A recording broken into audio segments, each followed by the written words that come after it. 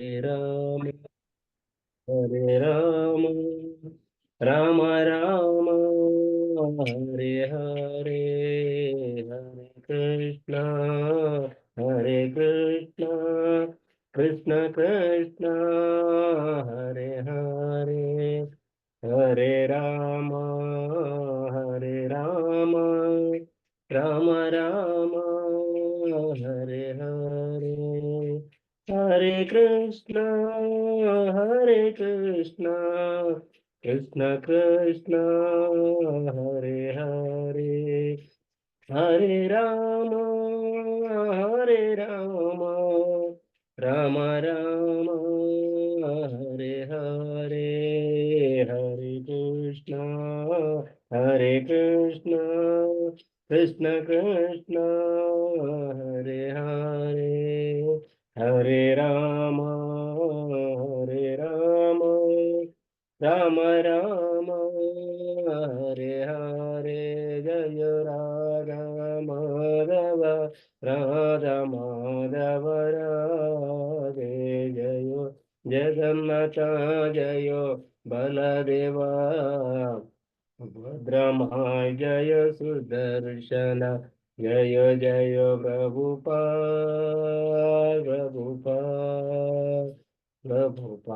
जय जय प्रभुपाद हरिनाम संकीर्तन की जय। जगद्गुरु श्रील प्रभुपाद की जय। ओम ज्ञानतिमिरान्धस्य ज्ञानाञ्जनशलाकया चक्षुरुन्मीलितं येन तस्मै श्रीगुरवे नमः। श्रीचैतन्यमनोभीष्टं स्थापितं येन भूतले स्वयं रूपः कदा मह्यं ददाति स्वपदान्तिकं। वन्देऽहं श्रीगुरु श्रीयुतपदकमलं श्रीगुरून् वैष्णवांश्च श्रीरूपं साग्रजातं सहगणरघुनाथान्वितं तं सजीवं साद्वैतं सावधूतं परिजनसहितं कृष्णचैतन्यदेवं श्रीराधा कृष्णपादान् सहगणललिता श्रीविशाखान्वितांश्च हे कृष्णकरुणा सिन्धु दीनबन्धो जगत्पते गोपेश गोपिकान्ता राधाकान्ता नमोऽस्तुते तप्त काञ्चन गौराङ्गी राधे वृन्दावनेश्वरी वृषभानुसुते देवी प्रणमामि हरिप्रिये नमो महावदन्याय कृष्णप्रेमप्रदायते कृष्णाय कृष्णचैतन्यनाम्ने गौरत्विषे नमः। वाञ्छाकल्पतरुभ्यश्च कृपा सिन्धुभ्येव च पतितानां पावनेभ्यो वैष्णवेभ्यो नमो नमः। नमो ओं विष्णुपादाय कृष्णप्रेष्ठाय भूतले श्रीमते भक्तिवेदान्त स्वामिन्निति नामिने नमस्ते सारस्वते देवे गौरवाणी प्रचारिणे निर्विशेष शून्यवादी पाश्चात्य देश तारिणे जय श्री कृष्ण चैतन्य प्रभु नित्यानंद श्री अद्वैत गदाधर श्रीवासादि गौर भक्त वृंद हरे कृष्णा कृष्णा कृष्णा हरे हरे हरे राम राम राम हरे हरे नारायणं नमस्कृत्य नरं चैव नरोत्तमं देवीं सरस्वतीं व्यासं ततो जयमुदीरयेत् नस्तप्रायेषु अभद्रेषु नित्यं भागवत सेवया भगवती उत्तमश्लोके भक्तिर्भवति नैष्टिकी। ओम नमो भगवते वासुदेवाय ओम नमो भगवते वासुदेवाय ओम नमो भगवते वासुदेवाय मूकं करोति वाचालं पंगुं लंघयते गिरिं यत्कृपः तमहं वन्दे श्रीगुरुदीनतारिणम्।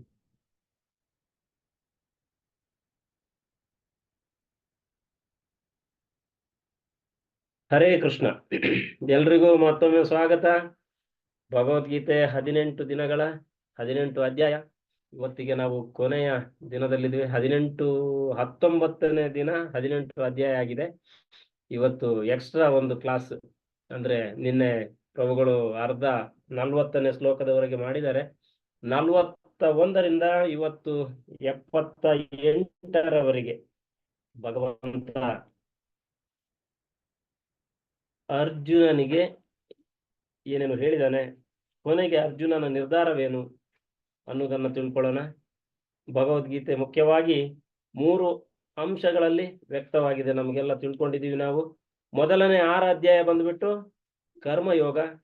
ನಂತರದ 6 ಅಧ್ಯಾಯಗಳು 7ನೇ ಅಧ್ಯಾಯದಿಂದ 12ನೇ ಅಧ್ಯಾಯದವರೆಗೆ ಭಕ್ತಿ ಯೋಗ. ನಂತರ 13ನೇ ಅಧ್ಯಾಯದಿಂದ ನಾವು 18ನೇ ಅಧ್ಯಾಯದವರೆಗೆ ಇಂದಿನ ಈ ಅಧ್ಯಾಯದ ಕೆಲವು ಶ್ಲೋಕಗಳನ್ನು ಒಳಗೊಂಡಂತೆ ಜ್ಞಾನ ಯೋಗದ ಬಗ್ಗೆ ಚರ್ಚೆ ಮಾಡ್ತಾ ಇದ್ದೀವಿ. ಹಾಗಾಗಿ ಭಕ್ತಿಯೇ ಕೊನೆ, ಭಕ್ತಿಯೇ ಅಂತಿಮ ಗುರಿ ಅಂದ ಮೇಲೆ ಮತ್ತ್ಯಾಕೆ ಭಗವಂತ ಈ ಜ್ಞಾನವನ್ನ ಆಮೇಲೆ ಕೊಡ್ತಾ ಇದ್ದಾನೆ ಅಂದ್ರೆ, ಭಕ್ತಿಯು ನಮಗೆ ನಿರಂತರವಾಗಿ ಉಳಿಬೇಕಂದ್ರೆ ಭಗವಂತನ ಜ್ಞಾನ, ಭಗವಂತನ ಅರಿವಿರಬೇಕು. ಅರಿವು ಇದ್ದಾಗ ಅಷ್ಟೇ ಭಗವಂತನೊಂದಿಗೆ ನಮ್ಮ ಪ್ರೇಮಯುತವಾದಂತಹ ಒಂದು ಸಂಬಂಧ, ಪ್ರೇಮ ಭಕ್ತಿ ಸೇವೆಯನ್ನು ಮಾಡಕ್ಕೆ ಸಾಧ್ಯವಾಗುತ್ತೆ. ಹಾಗಾಗಿ 18ನೇ ಅಧ್ಯಾಯದ ಪ್ರಾರಂಭದಲ್ಲಿ, ಈ 18ನೇ ಅಧ್ಯಾಯದಲ್ಲಿ ಸಂಪೂರ್ಣವಾಗಿ ಈ ಪೂರ್ತಿ ಭಗವದ್ಗೀತೆಯಲ್ಲಿ ಏನೇನು ವಿಷಯಗಳು ಬಂದಿದೆಯೋ ಅವೆಲ್ಲವನ್ನೂ ಕೂಡ ಭಗವಂತ ಇಲ್ಲಿ ಸಂಕ್ಷಿಪ್ತವಾಗಿ ಅರ್ಜುನನಿಗೆ ಹೇಳ್ತಾ ಇದ್ದಾನೆ. ಆದ್ರೆ ಸಂಕ್ಷಿಪ್ತ ಅಂದ್ರೆ ನಾವಿಲ್ಲಿ ಹೇಳ್ತಾ ಇರೋದು ಸಂಕ್ಷಿಪ್ತ, ಆದ್ರೆ ಭಗವಂತ ಮತ್ತೆ ಅರ್ಜುನ ಅದನ್ನ ಕೇಳಿಸಿಕೊಂಡಾಗ, ಅರ್ಜುನ ಏನು ಒಬ್ಬ ನಮ್ಮ ತರ ಸಾಮಾನ್ಯ ಆಗಿರದೆ ಅವನೊಬ್ಬ ಮಹಾನ್ ವ್ಯಕ್ತಿ ಆಗಿದ್ದ.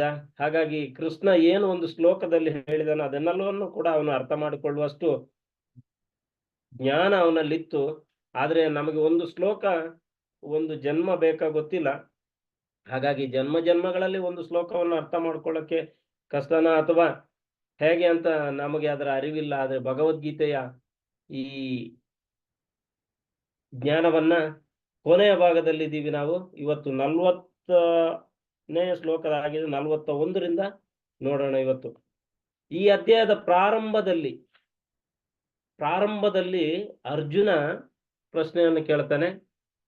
ಏನಂತ ಕೇಳ್ತಾನೆ ಅಲ್ಲಿ? ಅರ್ಜುನ ಉವಾಚ ಸನ್ಯಾಸಸ್ಯ ಮಹಾಬಾಹೋ ತತ್ವಮಿಚ್ಛಾಮಿ ವೇದಿತುಂ ತ್ಯಾಗಸ್ಯ ಚ ಋಷಿಕೇಶ ಪೃಥಕ್ಕೇಶಿ ನಿಷೂದನ. ಅರ್ಜುನ ಹೇಳಿದನು, ಮಹಾಬಾಹುವೆ, ಕೇಶಿ ರಾಕ್ಷಸರನ್ನು ಕೊಂದವನೇ, ಋಷಿಕೇಶನೇ, ತ್ಯಾಗ ಮತ್ತು ಸನ್ಯಾಸಗಳ ಉದ್ದೇಶವನ್ನು ತಿಳಿದುಕೊಳ್ಳಲು ನಾನು ಬಯಸುತ್ತೇನೆ ಅನ್ನೋದಾಗಿ. ಹಾಗಾಗಿ ಇಲ್ಲಿ ಶ್ರೀಲ ಪ್ರಭುಪಾದರು ಭಾವಾರ್ಥದಲ್ಲಿ ಬಹಳ ವಿಸ್ತಾರವಾಗಿ ಅದನ್ನು ಹೇಳಿದ್ದಾರೆ. ಯಾಕೆಂದ್ರೆ ಈ ಭಗವದ್ಗೀತೆ ಇಡೀ ಸಾರಾಂಶವನ್ನ ಇಲ್ಲಿ ಹೇಳಿದ್ದಾರೆ 1ನೇ ಶ್ಲೋಕದಲ್ಲಿ. ಅಂದ್ರೆ ವಾಸ್ತವವಾಗಿ ಭಗವದ್ಗೀತೆ 18 ಅಧ್ಯಾಯಗಳಲ್ಲಿ ಮುಗಿದಿದೆ.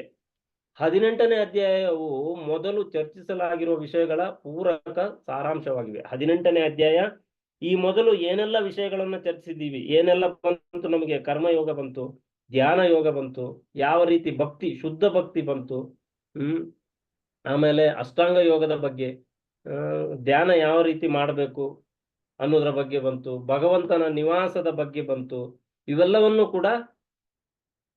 ಇವೆಲ್ಲ ವಿಷಯವನ್ನ ಈ 18ನೇ ಅಧ್ಯಾಯದಲ್ಲಿ ಸಾರಾಂಶ ರೂಪವಾಗಿದೆ.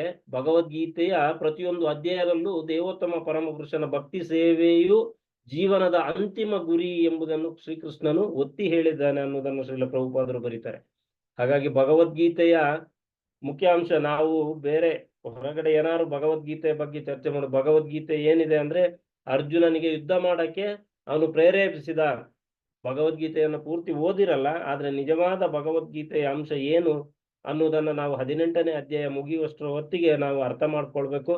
ಹಾಗಾಗಿ ಭಗವದ್ಗೀತೆಯ ಮುಖ್ಯವಾದ ಶ್ಲೋಕಗಳು ಒಂದೆರಡು, ಅತಿ ಮುಖ್ಯ, ಎಲ್ಲವೂ ಮುಖ್ಯ ಶ್ಲೋಕನೇ.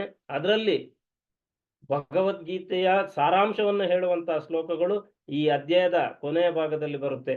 ಅದನ್ನು ಮೊದಲೇ ಒಂದ್ಸಲ ಹೇಳಿದಾನೆ ಕೃಷ್ಣ 9ನೇ ಅಧ್ಯಾಯದಲ್ಲಿ. ಅದನ್ನು ಮತ್ತೆ ಇಲ್ಲಿ ಬರುತ್ತೆ. ಅದು ಏನಂತ ನೋಡೋಣ. ಹಾಗೆ ಅಧ್ಯಾಯದಲ್ಲಿ ಜ್ಞಾನದ ಅತ್ಯಂತ ಗೋಪ್ಯ ಮಾರ್ಗವೆಂದು ಸಂಕ್ಷೇಪಿಸಲಾಗಿದೆ. ಮೊದಲ 6 ಅಧ್ಯಾಯಗಳಲ್ಲಿ ಭಕ್ತಿ ಸೇವೆ ಒತ್ತು ನೀಡಲಾಗಿದ್ದು, ಯೋಗಿನಾಮಪಿ ಸರ್ವೇಶಾಂ,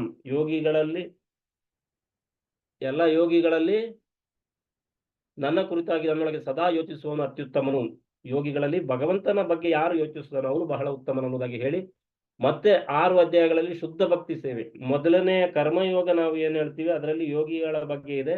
ನಂತರದ 6 ಅಧ್ಯಾಯದಲ್ಲಿ ಶುದ್ಧ ಭಕ್ತಿ ಸೇವೆಯ ಬಗ್ಗೆ ಇದೆ ಮತ್ತು ಅದರ ಸ್ವಭಾವ, ಚಟುವಟಿಕೆ, ಅದನ್ನೆಲ್ಲ ಚರ್ಚಿಸಿದೀವಿ ನಾವು. ಅದಾದ ನಂತರ ಕೊನೆಯ 6 ಅಧ್ಯಾಯಗಳಲ್ಲಿ, ಈಗ ಈ 18ನೇ ಅಧ್ಯಾಯದಲ್ಲಿ ಇದ್ದೀವಿ, 13ರಿಂದ 18ನೇ ಅಧ್ಯಾಯ, 6 ಅಧ್ಯಾಯಗಳಲ್ಲಿ ಜ್ಞಾನ, ತ್ಯಾಗ, ಭೌತಿಕ ಮತ್ತು ದಿವ್ಯ ಪ್ರಕೃತಿಗಳ ಚಟುವಟಿಕೆ ಮತ್ತೆ ಭಕ್ತಿ ಸೇವೆ ಇವನ್ನ ವಿವರಿಸಲಾಗಿದೆ. ಹಾಗಾಗಿ ಭಕ್ತಿ ಸೇವೆಯ ಮುಂದುವರಿದ ಹಂತಗಳು ಯಾವ ರೀತಿ ಇದೆ ಅನ್ನೋದನ್ನು ನಾವು ಇವತ್ತು ತಿಳ್ಕೊಳ್ಳೋಣ. ಇಲ್ಲಿ ನಾವು ಮುಖ್ಯವಾಗಿ ಒಬ್ಬ ಜೀವಿ ಕಾರ್ಯ ಎಸಗುತ್ತಾನಂದ್ರೆ ಏನೇ ಕೆಲಸ ಮಾಡಿದ್ರು ಅವನು ಗುಣಗಳ ಆಧಾರದ ಮೇಲೆ, ಅಂದ್ರೆ ಅವನ ಸ್ವಭಾವ ಯಾವ ರೀತಿ ಇರುತ್ತೆ, ಗುಣಗಳ ಆಧಾರದ ಮೇಲೆ. ಗುಣ ಯಾವುದು?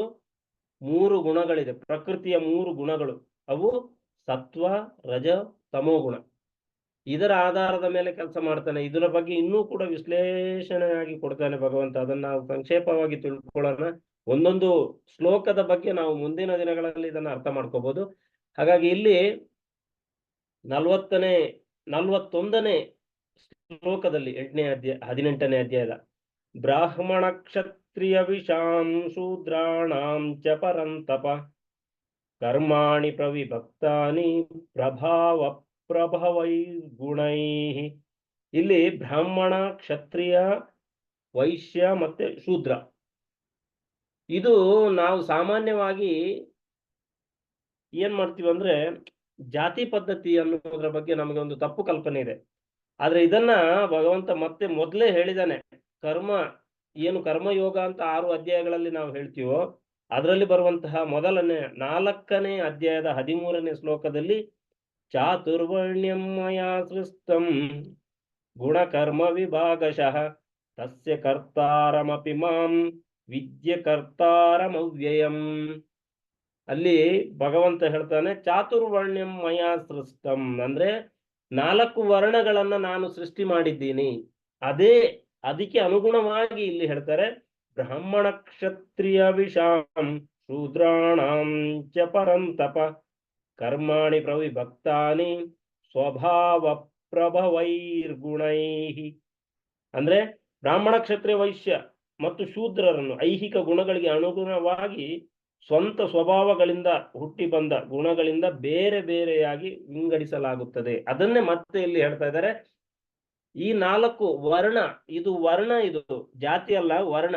ಅರ್ಥ ಮಾಡ್ಕೋಬೇಕು. ಹೇಗೆ ಅಂದ್ರೆ ವರ್ಣ ಅಂದ್ರೆ ಏನು? ಬಣ್ಣ. ನಾವು ಹೇಳ್ತೀವಲ್ಲ, ಯಾರಾದ್ರೂ ಜೊತೆಗೆ ಯಾರ ಜೊತೆಗಾದ್ರೂ ನಾವು ತುಂಬಾ ದಿವಸ ಇದ್ಮೇಲೆ ಕೊನೆಗೆ ಒಂದು ದಿವಸ ಅವ್ರು ಏನಾದ್ರೂ ನಮಗೆ ಮೋಸ ಮಾಡಿದ್ರೆ ಅವರ ಬಣ್ಣ ಇವತ್ತು ಬಯಲಾಯ್ತು ಅಂತ, ಆ ಬಣ್ಣದ ಬಗ್ಗೆ ಹೇಳ್ತಾ ಇರೋದು ಇಲ್ಲಿ, ಜಾತಿ ಬಗ್ಗೆ ಅಲ್ಲ. ಹಾಗಾಗಿ ಏನ್ ಹೇಳ್ತಾ ಇದ್ದಾರೆ? ಚಾತುರ್ವರ್ಣಂ ವರ್ಣಂ ಮಯಾ ಸೃಷ್ಟ. ಅಲ್ಲಿ ಅದನ್ನೇ ಆ ವರ್ಣಗಳು ಯಾವುದು? ಒಬ್ಬ ಬುದ್ಧಿವಂತ ವರ್ಗ, ಅಂದ್ರೆ ಯಾರಿಗಾದ್ರೂ ಬೋಧನೆ ಮಾಡುವಂತಹ ವರ್ಗ.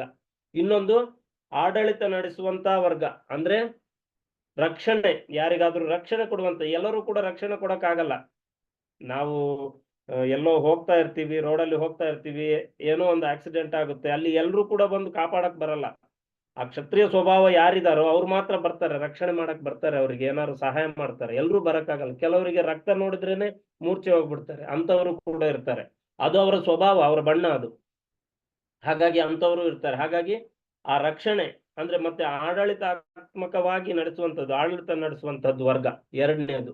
ಮೂರನೇದು ಅವ್ರಿಗೆ ಏನೇನು ಬೇಕು ಬೇಡಗಳನ್ನ ಪೂರೈಸುತ್ತಕ್ಕೆ ಮತ್ತೆ ಉತ್ಪಾದನೆ ಮಾಡೋದಕ್ಕೆ ಉತ್ಪಾದಕ ವರ್ಗ.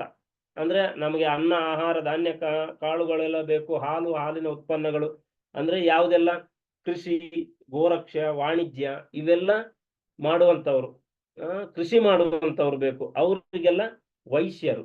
ಆಮೇಲೆ ನಂತರದ್ದು ಅವು ಈ 3 ವರ್ಗದವರಿಗೆ ಸಹಾಯಕರಾಗಿರುವಂತವ್ರು ಯಾರು? 4ನೇವರು ಶೂದ್ರ ವರ್ಗ. ಇದು ಬಣ್ಣ, ಇದು ಸ್ವಭಾವ, ಇದು ಸ್ವಭಾವದಿಂದ. ಹಾಗಾಗಿ ಈ ಸ್ವಂತ ಸ್ವಭಾವಗಳಿಗೆ ಹುಟ್ಟಿ ಬಂದ ಗುಣಗಳಿಂದ, ಅಂದ್ರೆ ಈ ಸ್ವಭಾವ ಯಾರಲ್ಲಿ ಈ ತರ ಇದೆಯೋ ಆ ಗುಣ ಅವ್ರ ಹತ್ರ ಇದೆ ಅಂತ ಅರ್ಥ. ಹಾಗಾಗಿ ಯಾರಾದ್ರೂ ಒಬ್ಬ ಜ್ಞಾನವನ್ನ ಅರಿತು ಇನ್ನೊಬ್ಬರಿಗೆ ಅದನ್ನ ಬೋಧನೆ ಮಾಡ್ತಾನೆ ಭಗವಂತನ ಬಗ್ಗೆ, ಅಂದ್ರೆ ಅವನಿಗೆ ಆ ಬ್ರಾಹ್ಮಣತ್ವ ಅನ್ನೋದು ಹೇಳ್ತಾರೆ. ಹಾಗಾಗಿ ಮತ್ತೆ ಅದೇ ರೀತಿಯಾಗಿ ಬಾಕಿದ್ದು ಉಳಿದದ್ದು ಅದೇ ತರ ಬರುತ್ತೆ. ರಕ್ಷಣೆ ಮಾಡುವಂಥದ್ದು, ಆಮೇಲೆ ವ್ಯಾಪಾರ ಮಾಡುವಂಥದ್ದು, ಆಮೇಲೆ ಇವರಿಗೆಲ್ಲ ಸಹಾಯಕರಾಗಿರುವಂಥದ್ದು. ಹಾಗಾಗಿ ಬ್ರಾಹ್ಮಣರು ಯಾವತ್ತೂ ಕೂಡ ಏನು ಎಲ್ಲೂ ದುಡಿಯಕ್ ಹೋಗಲ್ಲ. ನಾವು ಅರ್ಥ ಮಾಡ್ಕೋಬೇಕು. ಬ್ರಾಹ್ಮಣ ಆದವನು ಏನ್ ಮಾಡ್ತಾನೆ? ಅವನು ದಾನದಿಂದ ತನ್ನ ಜೀವನವನ್ನ ನಡೆಸ್ತಾ ಇರ್ತಾನೆ. ಕ್ಷತ್ರಿಯನಾದವನು ಅವನು ಕೂಡ ಸಂಬಳಕ್ಕೆ ಎಲ್ಲೂ ದುಡಿಯಲ್ಲ. ಬ್ರಾಹ್ಮಣನು ಸಂಬಳಕ್ಕೆ ದುಡಿಯಲ್ಲ. ಏನ್ ಮಾಡ್ತಾನೆ ಅವನು? ಕ್ಷತ್ರಿಯನಾದವನು ಅವನು ರಾಜ್ಯಭಾರ ಮಾಡ್ತಾ ಇರ್ತಾನೆ. ಅವನಿಗೆ ಏನ್ ಮಾಡ್ತೀವಿ ನಾವು? ತೆರಿಗೆ ಕಟ್ತೀವಿ, ರಾಜ್ಯಕ್ಕೆ ತೆರಿಗೆಯನ್ನ ಕಟ್ತೀವಿ. ತೆರಿಗೆಯಲ್ಲಿ ಅವನು ಬಾಕಿದ್ದೆಲ್ಲ ವ್ಯವಹಾರ ಮಾಡ್ತಾನೆ. ಯಾರ್ಯಾರಿಗೆ ಏನೇನು ಬೇಕು ಅದ ಸವಲತ್ತುಗಳನ್ನು ಕೊಡುವಂಥದ್ದು, ಮತ್ತೆ ಅವರ ಜೀವನ ಕೂಡ ಆ ತೆರಿಗೆಯಿಂದಲೇ ಹೋಗುವಂಥದ್ದು. ಹಾಗಾಗಿ ದುಡಿಯೋನಲ್ಲ, ಸಂಬಳಕ್ಕೆ ದುಡಿಯೋವನು ಬ್ರಾಹ್ಮಣನಲ್ಲ, ಸಂಬಳಕ್ಕೆ ಅಲ್ಲ, ಅವನು ದಾನ, ಯಾರಾದ್ರೂ ದಾನ ಕೊಟ್ರೆ ಅದರಿಂದ ಜೀವನ ನಡೆಸುವವನು ಬ್ರಾಹ್ಮಣ, ತೆರಿಗೆಯಿಂದ ಜೀವನ ನಡೆಸುವವನು ಕ್ಷತ್ರಿಯ. ಇದು ಒಂದು ಸ್ವಲ್ಪ ಇದಾಗಿ ನಾವು ಅರ್ಥ ಮಾಡ್ಕೊಳ್ಳೋಕೆ ಹೇಳ್ತಾ ಇದ್ದೀನಿ. ಮೂರನೇದು ವೈಶ್ಯರು. ಅವ್ರು ಏನ್ ಮಾಡ್ತಾರೆ ಅಂದ್ರೆ ತೆರಿಗೆ ತಗೊಳಲ್ಲ, ಅವ್ರು ತೆರಿಗೆ ಕಟ್ತಾರೆ, ರಾಜ್ಯಕ್ಕೆ, ರಾಜ್ಯದ ಬೊಕ್ಕಸಕ್ಕೆ ತೆರಿಗೆ ಕಟ್ತಾರೆ. ಹಾಗಾಗಿ ಅವ್ರು ಏನ್ ಮಾಡ್ತಾರೆ, ಅವರು ಸಂಬಳಕ್ಕೆ ಎಲ್ಲೂ ದುಡಿಯಲ್ಲ, ಬೇರೆಯವ್ರನ್ನ ಸಂಬಳಕ್ಕೆ ಜನ ಇಟ್ಕೋತಾರೆ, ಮತ್ತೆ ಅವರು ಯಾವ್ದ್ರಿಂದ ಜೀವನ ಮಾಡ್ತಾರೆ, ಅವರು ಲಾಭ ಗಳಿಸ್ತಾರೆ, ಲಾಭದಿಂದ ಜೀವನ ನಡೆಸುವವನು ವೈಶ್ಯ. ಬ್ರಾಹ್ಮಣನಾದವನು ದಾನದಿಂದ ಜೀವನ, ಕ್ಷತ್ರಿಯನಾದವನು ತೆರಿಗೆ, ಕರದಿಂದ, ತೆರಿಗೆಯಿಂದ ಜೀವನ, ವೈಶ್ಯನಾದವನು ಲಾಭ ಗಳಿಸ್ಬಿಟ್ಟು ವ್ಯಾಪಾರದಿಂದ ಲಾಭ ಗಳಿಸುತ್ತಾನೆ, ಅದರಿಂದ ಜೀವನ. ಶೂದ್ರನಾದವನು ಏನ್ ಮಾಡ್ತಾನೆ, ಅವ್ರ ಮೂರೂ ವರ್ಗದವರಿಗೆ ಸಹಾಯಕನಾಗಿರ್ತಾನೆ. ಅಂದ್ರೆ ವೈಶ್ಯರಲ್ಲಿ ಅವನು ಸಂಬಳಕ್ಕೆ ದುಡಿತಾನೆ. ಈಗ ನಾವು ನೋಡಿದ್ರೆ ಯಾರ್ಯಾರು ಸಂಬಳಕ್ಕೆ ದುಡಿತಾ ಇದೆಯೋ ಎಲ್ಲರೂ ಕೂಡ ಶೂದ್ರರೇ. ಸಂಬಳ ತಗೊಂಡು ದುಡಿಯುವಂತವ್ರು, ಡಾಕ್ಟರ್ ಇರ್ಬೋದು, ಇಂಜಿನಿಯರ್ ಇರ್ಬೋದು, ವಕೀಲರು ಇರ್ಬೋದು, ಅಥವಾ ಇನ್ನೇನೇ ಇರ್ಬೋದು, ಅವರೆಲ್ಲರೂ ಕೂಡ ಸಂಬಳ ತಗೋತಾ ಇದ್ದಾರೆ ಅಂದ್ರೆ ಶೂದ್ರರು ಅಂತ ನಾವು ಅರ್ಥ ಮಾಡ್ಕೋಬೇಕು ಇಲ್ಲಿ ಶಾಸ್ತ್ರದ ಪ್ರಕಾರವಾಗಿ. ಹಾಗಾಗಿ ಶೂದ್ರ ಅಂತಂದ್ರೆ ನಾವೇನು ಅದನ್ನ, ಅವರೂ ಕೂಡ ಎಲ್ಲರೂ ಕೂಡ ಭಗವಂತನ ಭಕ್ತಿಗೆ ಬರ್ಬೋದು, ಅದನ್ನ ಭಗವಂತ ಇಲ್ಲಿ ಹೇಳ್ತಾ ಇದ್ದಾನೆ. ಹಾಗಾಗಿ ಈ 4 ವರ್ಣಗಳ ಬಗ್ಗೆ ಹೇಳ್ತಾ ಇದ್ದಾನೆ. ಹಾಗಾಗಿ ಈ 4 ವರ್ಣದವರು ಹೇಗಿರ್ತಾರೆ ಅನ್ನೋದು ಮುಂದಿಂದು. ಈಗ ಅವರ ಗುಣಗಳು ಬೇಕಲ್ವ ನಮಗೆ, ಆ ಗುಣ ಯಾವ ತರ ಇರುತ್ತೆ, 4 ವರ್ಣದ ಬಗ್ಗೆ ಹೇಳುದು. ಅಂದ್ರೆ ಈ 4 ವರ್ಣದವರ ಹತ್ರ ಈ ಗುಣಗಳು ಇರುತ್ತೆ, ಗುಣಗಳ ಪ್ರಭಾವದ ಆಧಾರದ ಮೇಲೆ ಅವರು ಕಾರ್ಯವನ್ನ ಎಸಗುತ್ತಾರೆ, ಕಾರ್ಯ ಮಾಡ್ತಾರೆ. ಹಾಗಾಗಿ ಬ್ರಾಹ್ಮಣರ ಹತ್ರ ಯಾವುದು ಸತ್ವಗುಣ ಜಾಸ್ತಿ ಇರುತ್ತೆ, ಇದು ಪ್ರಕೃತಿಯಿಂದ ಬಂದಿರುವಂತದ್ದು, ಸತ್ವಗುಣ ಜಾಸ್ತಿ ಇರುತ್ತೆ. ಆಮೇಲೆ ಕ್ಷತ್ರಿಯರ ಹತ್ರ ರಜೋಗುಣ ಇರುತ್ತೆ, ಸಾಧಿಸಬೇಕು ಅನ್ನುವಂತ ಛಲ. ಇದ್ರ ಬಗ್ಗೆ ಎಲ್ಲ ನಾವು ಹಿಂದೆ ತಿಳ್ಕೊಂಡಿದೀವಿ, ಸತ್ವಗುಣದವರು ಹೇಗೆ ಕಾರ್ಯನಿರ್ವಹಿಸ್ತಾರೆ, ಮತ್ತೆ ರಜೋಗುಣದವರು ಹೇಗಿರ್ತಾರೆ, ಇದನ್ನೆಲ್ಲ ನಾವು ಇದೇ ಅಧ್ಯಾಯದ ಮೊದಲ ಭಾಗದಲ್ಲೆಲ್ಲ ನೋಡಿದೀವಿ ನಾವು. ಪ್ರಕೃತಿಯ ಅಂದ್ರೆ ಕರ್ಮಯೋಗದ ಸಾರಾಂಶವನ್ನು ನೋಡಿದೀವಿ 1 ರಿಂದ 12ರವರೆಗೆ.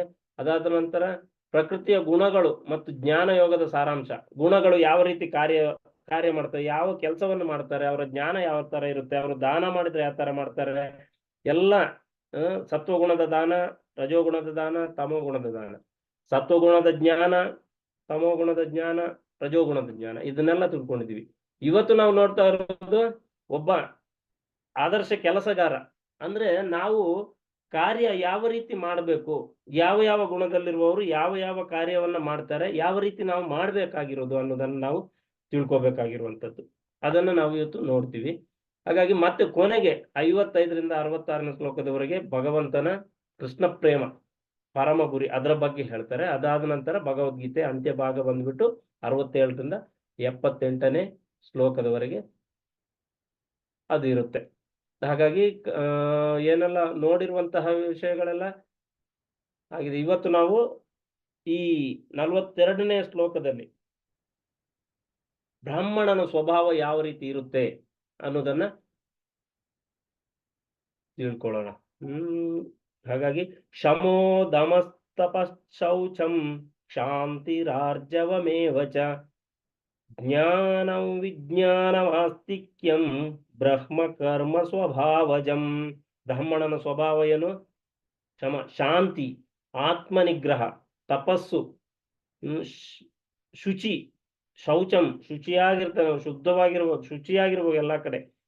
ಆಮೇಲೆ ತಾಳ್ಮೆ, ಆರ್ಜವ ಅಂದ್ರೆ ಪ್ರಾಮಾಣಿಕತೆ, ಆಮೇಲೆ ಜ್ಞಾನ, ವಿಜ್ಞಾನ. ವಿಜ್ಞಾನ ಅಂದ್ರೆ ವಿಷಯ, ಜ್ಞಾನದ ಬಗ್ಗೆ ತಿಳ್ಕೊಳ್ಳೋದು. ವಿಜ್ಞಾನ ಅಂದ್ರೆ ಅದನ್ನ ನಾವು ಅಳವಡಿಸ್ಕೊಂಡಿರ್ತಾರೆ ಬ್ರಾಹ್ಮಣರು. ಆಸ್ತಿಕ್ಯಂ ಅಂದ್ರೆ ಆಸ್ತಿಕ, ಧಾರ್ಮಿಕತೆ, ಇವೆಲ್ಲವೂ ಕೂಡ ಅವರ ಬ್ರಾಹ್ಮಣನಾದಂತಹ ಕೆಲಸದಲ್ಲಿ ಇವೆಲ್ಲವೂ ಕೂಡ ಇರುತ್ತೆ. ಸ್ವಭಾವದಿಂದ ಹೀಗಿರ್ತಾನೆ. ಈ ಸ್ವಭಾವ ಯಾರಲ್ಲೆಲ್ಲ ಇದೆ, ಯಾರು ಶಾಂತಿಯುತವಾಗಿರ್ತಾರೋ ಎಲ್ಲದಕ್ಕೂ ಶಾಂತಿ, ಏನು ರೀತಿ ಅವರು ಧೃತಿ ಕೆಡಲ್ಲ, ಅವರು ಯಾವುದಕ್ಕೂ ಕೂಡ ತಲೆ ಕೆಡಿಸ್ಕೊಂಡು ಅಥವಾ ಇನ್ನೇನೋ ಮಾಡ್ಕೊಂಡು ಶಾಂತಿ ಕದಡುವ ಒಂದು ವ್ಯಾಪಾರನೇ ಇಲ್ಲ ಅವ್ರ ಹತ್ರ, ಅಂತವರನ್ನ ನಾವು ನೋಡ್ಬೋದು. ಆಮೇಲೆ ಆತ್ಮನಿಗ್ರಹ, ಆತ್ಮನಿಗ್ರಹ ಅಂದ್ರೆ ನಾವು ಏನ್ ಮಾಡಬೇಕು ಏನ್ ಮಾಡಬಾರ್ದು ಅನ್ನೋದ್ರ ಬಗ್ಗೆ. ಅಂದ್ರೆ ನಮ್ಮ ಇಂದ್ರಿಯಗಳು, ಇಂದ್ರಿಯ ವಸ್ತುಗಳು, ಅದ್ರ ಬಗ್ಗೆ ಎಲ್ಲ ನಮ್ಮ ಮನಸ್ಸು ಯಾವಾಗಲೂ ಚಂಚಲವಾಗಿ ಹೋಗ್ತಾ ಇರುತ್ತೆ. ಅದನ್ನೆಲ್ಲ ಯಾವ ರೀತಿ ನಾವು ನಿಗ್ರಹ ಮಾಡಿ ಆತ್ಮಕ್ಕೆ ಪೂರಕವಾಗಿರುವಂತದ್ದನ್ನ, ಅಂದ್ರೆ ಆತ್ಮ ಸಾಕ್ಷಾತ್ಕಾರದಲ್ಲಿ ತೊಡಗುವುದು ಹೇಗೆ ಅನ್ನೋದ್ರ ಬಗ್ಗೆ ಅವರ ಜ್ಞಾನ ಇರುತ್ತೆ. ಆಮೇಲೆ ತಪಸ್ಸು, ತಪಸ್ಸು ಅಂದ್ರೆ ಕಾಡಿಗೆ ಹೋಗಿ ತಪಸ್ಸು ಮಾಡ್ಬೇಕು ಅಂತಲ್ಲ.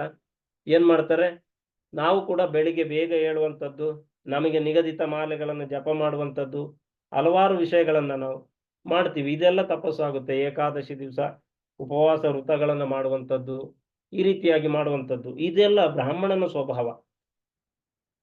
ಇದೆಲ್ಲವನ್ನ ಯಾರು ಮಾಡ್ತಾರೆ? ಬ್ರಾಹ್ಮಣ. ಹಾಗಾಗಿ ಮತ್ತೆ ಏನ್ ಹೇಳ್ತಾರೆ ಇಲ್ಲಿ, ಕ್ಷತ್ರಿಯರ ಸ್ವಭಾವದ ಬಗ್ಗೆ ಹೇಳ್ತಾರೆ. ಶೌರ್ಯಂ ತೇಜೋ ಧೃತಿರ್ದಾಕ್ಷ್ಯಂ ಧೃತಿರ್ದಾಕ್ಷ್ಯಂ ಯುದ್ಧೇ ಚಾಪ್ಯ ಪಲಾಯನಂ ದಾನಮೀಶ್ವರ ಭಾವಚ್ಚ ಕ್ಷಾತ್ರಂ ಕರ್ಮ ಸ್ವಭಾವಜಂ.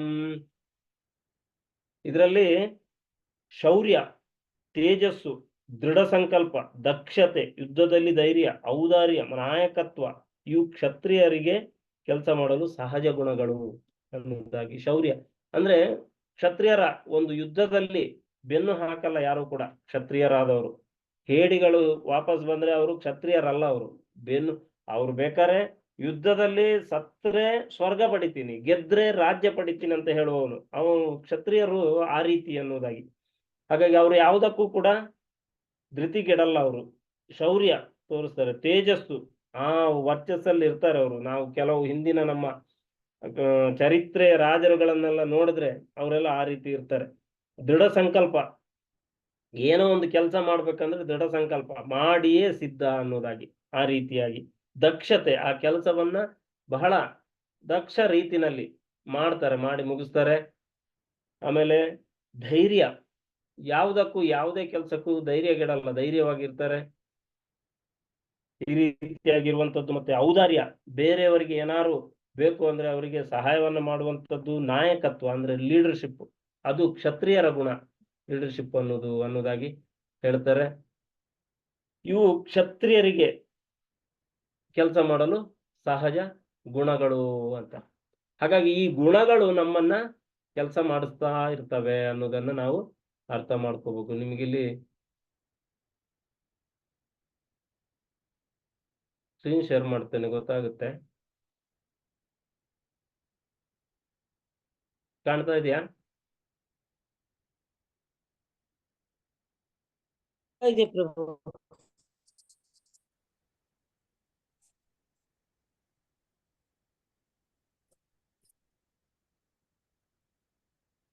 ಓಕೆ, ನೋಡಿ, ಈ ಗುಣಗಳು ಏನ್ ಮಾಡ್ತವೆ? ನಮ್ಮನ್ನ ಕೆಲಸ ಮಾಡಿಸ್ತಾ ಇರ್ತವೆ. ನಾವು ಅನ್ಕೋತೀವಿ ನಾವೇ ಮಾಡುದು ಅಂತ, ಅದ ಪ್ರಕೃತಿಯ ಗುಣಗಳು ಇದನ್ನ ಮಾಡಿಸ್ತಾ ಇರುವಂತದ್ದು. ಹಾಗಾಗಿ ಇವತ್ತು ಈ ಕ್ಷತ್ರಿಯರ ಗುಣ ಏನು, ಬ್ರಾಹ್ಮಣರ ಸ್ವಭಾವ ಶಾಂತಿ, ಆತ್ಮ ಸಂಯಮ, ತಪಸ್ಸು, ಸಹನೆ, ಇದೆಲ್ಲ ನಾವು ನೋಡಿದ್ರಲ್ಲ. ಆಮೇಲೆ ಈಗ ವೈಶ್ಯರ ಗುಣ ಏನು ಅಂತ ಅಲ್ಲಿ ತುಂಬಾ ಚೆನ್ನಾಗಿ ಈ ಒಂದಕ್ಕೊಂದು ಯಾವ ರೀತಿ ಒಂದಕ್ಕೊಂದು ಸಂಬಂಧ ಇದೆ ನೋಡಿ, ಒಂದೊಂದು ಶ್ಲೋಕಗಳು ಆದ್ಮೇಲೆ. ಕೃಷಿ ಗೌರಕ್ಷ ವಾಣಿಜ್ಯಂ ವೈಶ್ಯ ಕರ್ಮ ಸ್ವಭಾವಜಂ ಪರಿಚರ್ಯಾತ್ಮಕಂ ಕರ್ಮ ಶೂದ್ರಸ್ಯಾಪಿ ಸ್ವಭಾವಜಂ. ಎರಡೂ ಬರುತ್ತೆ ಇದರಲ್ಲಿ, ವೈಶ್ಯ ಮತ್ತೆ ಶೂದ್ರನ ಸ್ವಭಾವ. ಏನ್ ಬರುತ್ತೆ? ವೈಶ್ಯರು ಕೃಷಿ, ಗೋರಕ್ಷಣೆ, ವಾಣಿಜ್ಯ ಈ ಕೆಲಸದಲ್ಲಿ ತೊಡಗ್ತಾರೆ, ಈ ಕೆಲಸವನ್ನೆಲ್ಲ ಮಾಡ್ತಾ ಇರ್ತಾರೆ ಅನ್ನೋದಾಗಿ. ಆಮೇಲೆ ಶೂದ್ರ ಅಂದ್ರೆ ಇತರ 3 ವರ್ಗಗಳಿಗೆ ಸೇವೆ ಸಲ್ಲಿಸುವ ಮುಖಾಂತರ. ನಾವು ಮೊದಲೇ ಹೇಳಿದ್ವಲ್ಲ, ಬ್ರಾಹ್ಮಣರು ಅಂದ್ರೆ ಅವ್ರ ದಾನದಿಂದಲೇ ಜೀವನ. ಆಮೇಲೆ ಕ್ಷತ್ರಿಯರಂದ್ರೆ ಈ ರೀತಿಯಾಗಿ, ಶೂದ್ರರು ಸಂಬಳಕ್ಕೋಸ್ಕರ. ಕಲೋ ಶೂದ್ರ ಸಂಭವ ಅಂತಾರೆ, ಕಲಿಯುಗದಲ್ಲೆಲ್ಲ ಶೂದ್ರತೆ ಇರುವುದು ಅಂತ. ಯಾರ್ಯಾರು ಸಂಬಳಕ್ಕೋಸ್ಕರ ಕೆಲಸ ಮಾಡ್ತಾರೆ ಎಲ್ಲರೂ. ಹಾಗಾಗಿ ಇದು 44ನೇ ಶ್ಲೋಕ ಆಯ್ತು. ಆಮೇಲೆ ಇದಾದ್ಮೇಲೆ ಈ ಬೇರೆ ಬೇರೆ ರೀತಿ ಇದ್ದಾರೆ. ಅಂದ್ರೆ ಇವರ ಮನಸ್ಥಿತಿ ಅಂದ್ರೆ ಇವರ ಸ್ವಭಾವ ಬೇರೆ ಬೇರೆ ರೀತಿ ಇದೆ.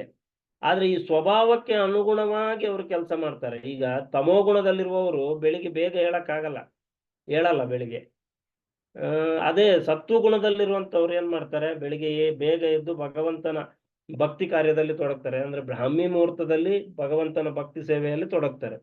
ಆದ್ರೆ ನೋಡಿ, ನಮಗೆ ಒಂದು ಎರಡು ರೀತಿಯಾದಂತ ಒಂದು ಇದನ್ನ ನಾವು ನೋಡಬಹುದು ನಮ್ಮ ಜೀವನದಲ್ಲಿ. ನಮಗೆ ಕೆಲವು ತುಂಬಾ ಸುಖ ಕೊಡುತ್ತೆ. ಕೆಲವೊಂದು ಕೆಲಸಗಳನ್ನ ಮಾಡಿದಾಗ ನಮಗೆ ತುಂಬಾ ಸುಖ ಅನ್ಸುತ್ತೆ. ಆಮೇಲೆ ಕೆಲವೊಂದು ಕೆಲಸಗಳನ್ನ ಮಾಡಿದಾಗ ಏನನ್ಸುತ್ತೆ ನಮಗೆ, ಇದು ಒಳ್ಳೆ ಕೆಲಸ, ಅಂದ್ರೆ ಅದರಿಂದ ನಮ್ಮ ಉದ್ಧಾರ ಆಗುತ್ತೆ, ಅಂದ್ರೆ ನಮಗೆ ಅದು ಒಳ್ಳೇದು ಅಂತ ಅನ್ಸುತ್ತೆ. ಅರ್ಥ ಮಾಡ್ಕೊಳ್ಳಿ, ನಮಗೆ ಕೆಲವೊಂದು ಕೆಲಸಗಳನ್ನ ಮಾಡಿದಾಗ ಸಂತೋಷ ಆನಂದ ಆಗುತ್ತೆ. ಕೆಲವೊಂದು ಕೆಲಸಗಳನ್ನು ನಾವು ಮಾಡಿದಾಗ ನಮಗದು ಒಳ್ಳೇದಾಗುತ್ತೆ, ಅದರಿಂದ ನಮ್ಮ ಉನ್ನತಿ ಆಗುತ್ತೆ. ಇದು ವ್ಯತ್ಯಾಸ ಇದೆ. ನಾವು ಮಾಡುವ ಕೆಲಸ ನಮಗೆ ಸಂತೋಷ ಕೊಡುವುದಕ್ಕೂ, ನಾವು ಮಾಡುವ ಕೆಲಸದಿಂದ ನಮಗೆ ಒಳ್ಳೇದಾಗುವುದಕ್ಕೂ, ನಮ್ಮ ಉನ್ನತಿ ಆಗುವುದಕ್ಕೂ ವ್ಯತ್ಯಾಸ ಇದೆ. ಅಂದ್ರೆ ನಾವು ಮಾಡುವ ಯಾವುದೇ ಕೆಲಸ ನಮಗೆ ಆನಂದವನ್ನು ಕೊಡುತ್ತೆ ಅಂದ್ರೆ ಅದು ನಮ್ಮನ್ನ ಉನ್ನತಿಯತ್ತ ಕರ್ಕೊಂಡು ಹೋಗುತ್ತೆ ಅನ್ನುವ ಭರವಸೆ ಇಲ್ಲ. ಆದ್ರೆ ಯಾವುದಾದ್ರೂ ಒಳ್ಳೆಯ ಕೆಲಸ ನಮಗೆ ಅದು ಆನಂದವನ್ನ ಕೊಡುವುದಿಲ್ಲ ಅಂತ ಅಂದ್ರೂ ಕೂಡ ಅದು ನಮ್ಮನ್ನ ಮೇಲ್ದರ್ಜೆಗೆ ಕೊಂಡೊಯ್ಯುತ್ತೆ. ಉದಾಹರಣೆಗೆ, ನಾವು ಬೆಳಿಗ್ಗೆ ಬೇಗ ಏಳುವುದಕ್ಕೆ ನಮಗೆ ಆನಂದ ಇಲ್ಲ, ನಮಗೆ ಏನಾಗುತ್ತೆ, ದುಃಖ ಆಗುತ್ತೆ. ಆದ್ರೆ ಅದು ಒಳ್ಳೇದಲ್ವಾ ಬೆಳಿಗ್ಗೆ ಬೇಗ ಏಳೋದು? ಆದ್ರೆ ಒಳ್ಳೆಯ ಕೆಲಸಗಳು ನಮಗೆ ಯಾವತ್ತೂ ಕೂಡ ಆನಂದವನ್ನ ಕೆಲವು ಸಲ ಕೊಡುವುದಿಲ್ಲ. ಆದ್ರೆ ಆನಂದ ಕೊಡುವ ಕೆಲಸಗಳೆಲ್ಲ ಒಳ್ಳೇದು ಅಂತ ಅಲ್ಲ. ಈಗ ನಾವು ನೋಡ್ತೀವಿ, ಯಾರಾದ್ರೂ ಏನು ಮದ್ಯಪಾನ ಮಾಡ್ತಾ ಇರ್ತಾರೆ, ಅದು ಅವರಿಗೆ ಆನಂದವನ್ನು ಕೊಡುತ್ತೆ ಅಂತ ಹೇಳ್ತಾರೆ, ಆದ್ರೆ ಅದು ಒಳ್ಳೇದಲ್ಲ ಅದು. ಹಾಗಾಗಿ ಸುಖ ಕೊಡುವುದೆಲ್ಲ ಒಳ್ಳೇದಾಗಿರಲ್ಲ. ಹಾಗಾಗಿ ಈ ಸ್ವಭಾವಕ್ಕೆ ತಕ್ಕಂಗೆ ಈ ರೀತಿಯಾಗಿರುತ್ತೆ. ಅದನ್ನು ನಾವು ನೋಡಿಕೊಂಡು ನಮ್ಮ ಜೀವನದಲ್ಲಿ ಹೇಗೆ ನಾವು ಆ ಒಂದು ಸ್ವಭಾವವನ್ನ ಬದಲಾವಣೆ ಮಾಡಬೇಕು, ಅಭ್ಯಾಸವನ್ನ ಮಾಡ್ತಾ ಮಾಡ್ತಾ ಆ ಸ್ವಭಾವಕ್ಕೆ ನಾವು ಇದು ಮಾಡ್ಬೋದು. ಹೇಗೆ? ಈಗ ಇಂದ್ರಿಯಗಳು, ಇಂದ್ರಿಯ ವಸ್ತುಗಳಿಂದಾಗಿ ವಸ್ತುಗಳ ಆಕರ್ಷಣೆ ಆಗುತ್ತೆ ನಮಗೆ, ಆ ವಸ್ತುಗಳು ಅದರ ಬಗ್ಗೆನೂ ಬಂದಿದೆ. ಹಾಗಾಗಿ ಈ ರೀತಿಯಾಗಿ ನಾವು ಭಗವದ್ಗೀತೆಯನ್ನು ಸ್ವಲ್ಪ ಕೂಲಂಕುಷವಾಗಿ ಅರ್ಥ ಮಾಡ್ಕೊಂಡಾಗ ನಮ್ಮ ಜೀವನದಲ್ಲೂ ಕೂಡ ನಾವು ಉದ್ಧಾರ ಆಗಕ್ಕೆ ಬಹಳಷ್ಟು ಇದಿದೆ. ಹಾಗಾಗಿ ನಾವೇನ್ ಮಾಡ್ಬೇಕಾಗಿರುವಂತದ್ದು, ನಮಗೆ ಯಾವುದು ಒಳ್ಳೇದು ಅನ್ನೋದನ್ನು ನೋಡಿ ನಾವು ಮಾಡಬೇಕು. ನಮಗೆ ಯಾವುದು ಸುಖ ಕೊಡುತ್ತೆ ಅನ್ನೋದನ್ನು ನೋಡಿ ಕೆಲಸವನ್ನ ಮಾಡಬಾರದು. ಹಾಗಾಗಿ ಇಲ್ಲಿ ನಂತರ, ಹಾಗಾಗಿ ಆ ಕರ್ಮದ ಬಗ್ಗೆ ಅವ್ರು ಬೇರೆಯವರು ಬೇರೆ ಬೇರೆ ಕೆಲಸ ಮಾಡ್ತಾರೆ. ಹಾಗಾದ್ರೆ ಅವರು ಹೇಗೆ ಸಿದ್ಧಿ ಪಡೆಯುವುದು, ಹೇಗೆ ಭಗವಂತನ ಭಕ್ತಿಯನ್ನ ಹೇಗೆ ಪಡೆಯುವುದು ಅನ್ನೋದ್ರ ಬಗ್ಗೆ ಮತ್ತೆ ಅಲ್ಲಿ ಭಗವಂತ ಹೇಳ್ತಾನೆ. ಇಲ್ಲಿ ಸ್ವೇ ಸ್ವೇ ಕರ್ಮಣ್ಯಭಿರತ ಸಂಸಿದ್ಧಿ ಲಭತೆ ನರಃ ಸ್ವಕರ್ಮ ನಿರತ ಸಿದ್ಧಿಂ ಯಥಾ ವಿಂದತಿ ತಕ್ಷುಣು. ಕೇಳು ಅನ್ನೋದಾಗಿ ಕೃಷ್ಣ ಹೇಳ್ತದೆ. ತನ್ನ ಕರ್ಮದ ಗುಣಗಳನ್ನು ಅನುಸರಿಸಿ ಪ್ರತಿಯೊಬ್ಬ ಮನುಷ್ಯನು ಪರಿಪೂರ್ಣನಾಗಬಹುದು. ಈ ಕರ್ಮಗಳನ್ನ ಮಾಡುತ್ತಲೇ ಪ್ರತಿಯೊಬ್ಬರು ಕೂಡ ಪರಿಪೂರ್ಣರಾಗಬಹುದು. ಅದರ ಬಗ್ಗೆ ನಾನು ಹೇಳ್ತೀನಿ, ಕೇಳು ಅನ್ನೋದಾಗಿ ಭಗವಂತ ಇಲ್ಲಿ ಹೇಳ್ತಾ ಇದ್ದಾನೆ. 46ನೇ ಶ್ಲೋಕದಲ್ಲಿ ಮತ್ತೆ ಯತ ಪ್ರವೃತ್ತಿರ್ಭೂತಾನಾಂ ಯೇನ ಸರ್ವಮಿದಂ ತತಂ ಸ್ವಕರ್ಮಣ ತಮಭ್ಯರ್ಚ ಸಿದ್ಧಿಂ ವಿಂದತಿ ಮಾನವಃ. ಪ್ರಭುವು ಸರ್ವಜೀವಿಗಳ ಮೂಲ ಮತ್ತು ಸರ್ವವ್ಯಾಪಿ. ತನ್ನ ಕರ್ಮವನ್ನು ಮಾಡುವುದರ ಮೂಲಕ ಅವನನ್ನು ಪೂಜಿಸುವುದರಿಂದ ಮನುಷ್ಯನು ಸಿದ್ಧಿಯನ್ನ ಪಡೆಯಬಹುದು. ಅಂದ್ರೆ ಸ್ವಭಾವಕ್ಕೆ ಅನುಗುಣವಾಗಿ ಪ್ರತಿಯೊಬ್ಬನು ಕೂಡ ಕೆಲಸವನ್ನು ಮಾಡ್ತಾನೆ. ಆದ್ರೆ ಆ ಕೆಲಸ ಭಗವಂತನಿಗೆ ಪ್ರಿಯವಾಗಿರುವುದು, ಅಥವಾ ಭಗವಂತನಿಗೆ ಏನ್ ಬೇಕೋ ಅದನ್ನು ಮಾಡುವಂಥದ್ದು, ಭಗವಂತನಿಗಾಗಿ ಆ ಕೆಲಸವನ್ನ ಮಾಡಿದಾಗ ಮನುಷ್ಯ ಸಿದ್ಧಿಯನ್ನ ಪಡೆಯಬಹುದು ಅನ್ನೋದಾಗಿ ಹೇಳ್ತಾರೆ ಇಲ್ಲಿ. ಹಾಗಾಗಿ ಈಗ ಸತ್ವಗುಣ ಏನ್ ಮಾಡ್ತಾರೆ ಅಂದ್ರೆ, ಸತ್ವಗುಣ ಬ್ರಾಹ್ಮಣರ ಕೆಲಸ ಏನು, ಅವರು ಪೂಜೆ ಯಾಗ ಯಜ್ಞ ಇದನ್ನೆಲ್ಲ ಮಾಡ್ತಾರೆ. ಅದನ್ನು ಒಬ್ಬ ಕ್ಷತ್ರಿಯ ಸ್ವಭಾವ ಇದ್ದವನು ನಾನು ಅದನ್ನೇ ಮಾಡ್ತೀನಿ ಅಂದ್ರೆ, ಅಥವಾ ವೈಶ್ಯನಾದವನು ನಾನು ಅದೇ ಮಾಡ್ಕೊಂಡಿರ್ತೀನಿ ಅಂತಂದ್ರೆ, ಹಾಗಾಗಿ ಇಲ್ಲಿ ಹೇಳ್ತಾರೆ, ಮತ್ತೆ ಏನ್ ಹೇಳ್ತಾರೆ, ಶ್ರೇಯಾನ್ ಸ್ವಧರ್ಮೋ ವಿಗುಣ ಪರಧರ್ಮ ಸ್ವನುಷ್ಠಿತಾತ್ ಸ್ವಭಾವ ನಿಯತಂ ಕರ್ಮ. ಬೇರೆಯವರ ಏನ್ ಕೆಲಸ ಇದೆಯೋ ಅದನ್ನು ನಾವು ಮಾಡಕ್ ಹೋಗ್ಬಾರ್ದು. ನಮ್ಮ ಸ್ವಭಾವಕ್ಕೆ ಅನುಗುಣವಾಗಿ ಏನ್ ಕೆಲಸ ಇದೆಯೋ ಅದನ್ನೇ ನಾವು ಮಾಡಬೇಕು. ಬೇರೆಯವರ ಸ್ವಭಾವದ ಕೆಲಸವನ್ನು, ನಮ್ಮ ಸ್ವಭಾವ ಅಲ್ಲ ಅದು, ಅದನ್ನು ಮಾಡಕ್ ಹೋಗಬಾರ್ದು ಅಂತ. ಪರಧರ್ಮವನ್ನು ಸ್ವೀಕರಿಸಿ ಅದನ್ನು ಪರಿಪೂರ್ಣವಾಗಿ ಮಾಡುವುದಕ್ಕಿಂತ ಸ್ವಧರ್ಮವನ್ನು ಅಪರಿಪೂರ್ಣವಾಗಿ ಮಾಡುವುದೇ ಶ್ರೇಷ್ಠಕರ. ತನ್ನ ಸ್ವಭಾವಕ್ಕೆ ಅನುಗುಣವಾಗಿ ವಿಧಿಸಿದ ಕರ್ತವ್ಯಗಳನ್ನು ಮಾಡಿದಾಗ ಪಾಪಕರ ಪ್ರತಿಕ್ರಿಯೆಗಳಾಗುವುದಿಲ್ಲ. ಅಂದ್ರೆ ನಮ್ಮ ಸ್ವಭಾವ ಏನಿದೆ ಅದರಂತೆ ನಾವು ಕೆಲಸ ಮಾಡಿದಾಗ ಯಾವುದೇ ರೀತಿಯ ಪಾಪಕರ ವಿಷಯಗಳು ಇಲ್ಲ ಅನ್ನೋದಾಗಿ ಹೇಳ್ತಾರೆ. ಹೇಗೆ ಅರ್ಥ ಮಾಡ್ಕೊಳ್ಳೋದು ಇದನ್ನ ಅಂದ್ರೆ, ಬೇರೆಯವರ ಸ್ವಭಾವದ ಕೆಲಸವನ್ನ ನಾವು ಮಾಡಕ್ ಹೋದ್ರೆ ತಪ್ಪಾಗಿ ಮಾಡಿದ್ರೆ ದೊಡ್ಡ ತಪ್ಪಾಗುತ್ತೆ. ಉದಾಹರಣೆಗೆ ಇವಾಗ ಯಾರೋ ಎಲೆಕ್ಟ್ರಿಷಿಯನ್ ಇರ್ತಾರೆ, ನಾವು ಇನ್ನೇನೋ ಪ್ಲಂಬಿಂಗ್ ಕೆಲಸ ಮಾಡ್ತಿರುವವರು ಅಂತ ಅಂದ್ಕೊಳ್ಳೋಣ. ಪ್ಲಂಬಿಂಗ್ ಮಾಡುವವನು ಎಲೆಕ್ಟ್ರಿಷಿಯನ್ ಕೆಲಸ ಮಾಡಿ ಅಲ್ಲಿ ಕರೆಂಟ್ ಹೊಡ್ಕೊಂಡು ಏನಾರು ಆದ್ರೆ ಅದು ದೊಡ್ಡ ತಪ್ಪಾಗುತ್ತೆ. ಅದೇ ಎಲೆಕ್ಟ್ರಿಷಿಯನ್ ಕೆಲಸ ಮಾಡುವವನೇ ಅಲ್ಲಿ ಕರೆಂಟ್ ಏನಾರು ಶಾಕ್ ಹೊಡಿತಂದ್ರೆ ಅದೇನು ದೊಡ್ಡ ತಪ್ಪೇ ಅನ್ಸಲ್ಲ, ಇದು ಸಾಮಾನ್ಯ ಜ್ಞಾನ ಇದು. ಆದ್ರೆ ಅವರು ಎಲೆಕ್ಟ್ರಿಷಿಯನ್, ಅವ್ರಿಗೆ ಗೊತ್ತು ಏನ್ ಮಾಡ್ಬೇಕು ಅಂತ. ಆದ್ರೆ ಬೇರೆ ಯಾವುದೋ ಕೆಲಸ ಮಾಡುವವನು ಎಲೆಕ್ಟ್ರಿಕಲ್ ಕೆಲ್ಸಕ್ಕೆ ಬಂದ್ರೆ ಏನಾಗುತ್ತೆ, ಕಷ್ಟ ಆಗುತ್ತೆ, ಅದು ದೊಡ್ಡ ತಪ್ಪಾಗುತ್ತೆ. ನೀನ್ ಯಾಕೆ ಆ ಕೆಲಸ ಮಾಡಕ್ ಹೋಗಿದೆ ಅಂತ ಹೇಳೋದು ಕೂಡ ಬರುತ್ತೆ. ಹಾಗಾಗಿ ಅದೇ ರೀತಿಯಾಗಿ ಇಲ್ಲಿಯೂ ಕೂಡ ಅಂದ್ರೆ ಮುಂದಕ್ಕೆ ಏನ್ ಹೇಳ್ತಾರಂದ್ರೆ, ಯಾವುದೇ ಕೆಲಸವನ್ನ ಮಾಡಿದ್ರು ಕೂಡ ತಪ್ಪುಗಳು ಆಗೇ ಆಗುತ್ತೆ ಅನ್ನೋದನ್ನ ನಾವ್ ಅನ್ಕೋತೀವಿ. ಏನಂತ, ಪರ್ಫೆಕ್ಟ್, ಎಲ್ಲದರಲ್ಲೂ ಪರ್ಫೆಕ್ಟ್, ಪರ್ಫೆಕ್ಟ್ ಯಾವ್ದ್ರಲ್ಲೂ ಇಲ್ಲ. ಪರ್ಫೆಕ್ಟ್ ಆಗಿರುವಂತದ್ದು ಎಲ್ಲೂ ಇಲ್ಲ. ಹಾಗಾಗಿ ಏನ್ ಹೇಳ್ತಾರೆ ಇಲ್ಲಿ, ಸಹಜಂ ಕರ್ಮ ಕೌಂತೆಯ ಸದೋಷಮಪಿ ನ ತ್ಯಜೇತ್ ಸರ್ವಾರಂಭ ಹಿ ದೋಷೇಣ ಧೂಮೇನ ಅಗ್ನಿರಿ ರಿವಾವೃತಾ. ಅಂದ್ರೆ ಎಲ್ಲವೂ ಕೂಡ ದೋಷಯುಕ್ತವಾಗಿದೆ, ಪ್ರತಿಯೊಂದು ಕೆಲಸವೂ ಕೂಡ ದೋಷಯುಕ್ತವಾಗಿದೆ. ಸ್ವಲ್ಪ ಕೆಲವು ಜಾಸ್ತಿ ದೋಷ, ಕೆಲವು ಕಡಿಮೆ ದೋಷ ಇರ್ಬೋದು, ಆದ್ರೆ ಸಂಪೂರ್ಣ ದೋಷ ಮುಕ್ತವಾಗಿರುವಂತಹ ಕೆಲಸ ಇಲ್ಲ. ಹೇಗೆ ಅಂತಂದ್ರೆ, ಅಗ್ನಿ ಇರುವಲ್ಲಿ ಹೊಗೆ ಇದ್ದೇ ಇರುತ್ತೆ. ಅಂದ್ರೆ ಇದು ಹೊಗೆಯನ್ನ ದೋಷಕ್ಕೆ ಹೋಲಿಕೆ ಮಾಡಿದ್ರೆ, ಅಗ್ನಿ ಹೊಗೆಯಿಂದ ಆವೃತವಾದಂತೆ ಪ್ರತಿಯೊಂದು ಪ್ರಯತ್ನವು ಯಾವುದಾದರೂ ದೋಷದಿಂದ ಆವೃತವಾಗಿರುತ್ತದೆ. ಕುಂತಿಯ ಮಗನಾದ ಅರ್ಜುನನೇ, ಮನುಷ್ಯನು ಸ್ವಧರ್ಮದಿಂದ ಬರುವ ಕರ್ಮವು ದೋಷದಿಂದ ಕೂಡಿದರೂ ಅದನ್ನು ಬಿಡಬಾರದು. ಹಾಗಾಗಿ ನಾವು ಕೆಲಸ ಮಾಡುವುದು ನಮ್ಮ ಸ್ವಭಾವಕ್ಕೆ ಅನುಗುಣವಾಗಿರುವಂತಹ ಕೆಲಸ. ಇಲ್ಲಿ ಯಾಕೆ ಹೇಳ್ತಾ ಇದ್ದಾನೆ ಇದನ್ನ ಅರ್ಜುನನಿಗೆ ಕೃಷ್ಣ ಅಂದ್ರೆ, ನಮ್ಮ ಸ್ವಭಾವ ಏನಿದೆ ಅದನ್ನು ಮಾಡಬೇಕು. ಅರ್ಜುನನ ಸ್ವಭಾವ ಏನು, ಅವನು ಕ್ಷತ್ರಿಯ, ಅದನ್ನು ಬಿಟ್ಟು ಅವನು ಬೇರೆ ಯಾವುದೋ ನಾನು ಕಾಡಿಗೆ ಹೋಗ್ತೀನಿ, ತಪಸ್ಸು ಮಾಡ್ತೀನಿ, ಧ್ಯಾನ ಮಾಡ್ತೀನಿ ಅಂದ್ರೆ ಅದು ಸ್ವಭಾವ ಅಲ್ಲ, ಅದು ಬ್ರಾಹ್ಮಣ ಸ್ವಭಾವ ಅದು. ಹಾಗಾಗಿ ಪ್ರತಿಯೊಂದರಲ್ಲೂ ತೊಂದರೆಗಳು ಇದೆ, ಅದನ್ನು ನೋಡ್ಕೊಂಡ್ಬಿಟ್ಟು ತನ್ನ ಸ್ವಭಾವಕ್ಕೆ ಅನುಗುಣವಾಗಿ ಮಾಡಬೇಕು ಅನ್ನೋದನ್ನು ಹೇಳ್ತಾನೆ. ಅಂದ್ರೆ ಇಲ್ಲ ಅಂದ್ರೆ ಏನ್ ಮಾಡ್ತಾರೆ, ಈಗ ಒಂದು ವೇಳೆ ಇವಾಗ ಯುದ್ಧ ಮಾಡ್ಲಿಲ್ಲ ಅಂದ್ರೂ ಕೂಡ ಯುದ್ಧ ಮಾಡುವ ಮನಸ್ಸು ಅವನಿಗೆ ಬಿಟ್ಟು ಹೋಗಲ್ಲ.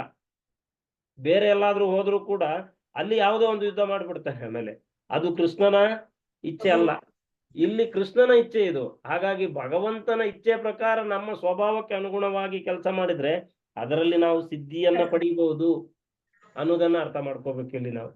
ಊಟ ಮಾಡಿಸ್ಲಾ? ಮ್ಯೂಟ್ ಮಾಡ್ಕೊಳ್ಳಿ, ಯಾರಾದ್ರೂ ಏನಾದ್ರು ಮಾತಾಡೋದಿದ್ರೆ ಮ್ಯೂಟ್ ಮಾಡ್ಕೊಂಡು ಮಾತಾಡಿ. ಹಾಗಾಗಿ ಇದು ಸ್ವಭಾವದ ಬಗ್ಗೆ, ಅಂದ್ರೆ ಒಬ್ಬ ಒಂದು ಕೆಲಸದ ಬಗ್ಗೆ ಹೇಳಿರುವಂತದ್ದು. ಇದಾದ ಮೇಲೆ ಮತ್ತೆ 49ನೇ ಶ್ಲೋಕದಲ್ಲಿ ಎಲ್ಲಾ ಕಾರ್ಯದಲ್ಲೂ ದೋಷ ಇದೆ, ಅದು 48ನೇ ಶ್ಲೋಕ. ಸನ್ಯಾಸ ಅಂದ್ರೆ ಏನು ಮತ್ತೆ ಪ್ರಶ್ನೆ ಬರುತ್ತೆ. ಹಾಗಾಗಿ ಅಲ್ಲಿ ಹೇಳ್ತಾರೆ, ಈ ಸ್ವಭಾವಗಳಲ್ಲಿ ಕೆಲಸ ನಿರ್ವಹಿಸ್ತಾರೆ, ಆದ್ರೆ ಸನ್ಯಾಸ ಅಥವಾ ಸನ್ಯಾಸ, ತ್ಯಾಗಕ್ಕೂ ಸನ್ಯಾಸಕ್ಕೂ ವ್ಯತ್ಯಾಸ, ಅದನ್ನು ನಾವು ತಿಳ್ಕೊಂಡಿದೀವಿ. ಸನ್ಯಾಸ ಅಂದ್ರೆ ಏನು ಅನ್ನೋದ್ರ ಬಗ್ಗೆ ಹೇಳ್ತಾರೆ ಇಲ್ಲಿ. ಮತ್ತೆ ಆಸಕ್ತ ಬುದ್ಧಿ ಸರ್ವತ್ರ ಜಿತಾತ್ಮ ವಿಗತ ಸ್ಪೃಹ ನೈಷ್ಕರ್ಮ್ಯ ಸಿದ್ಧಿ ಪರಮಾಂ ಸನ್ಯಾಸೇನಾದಿ ಗಚ್ಚತಿ.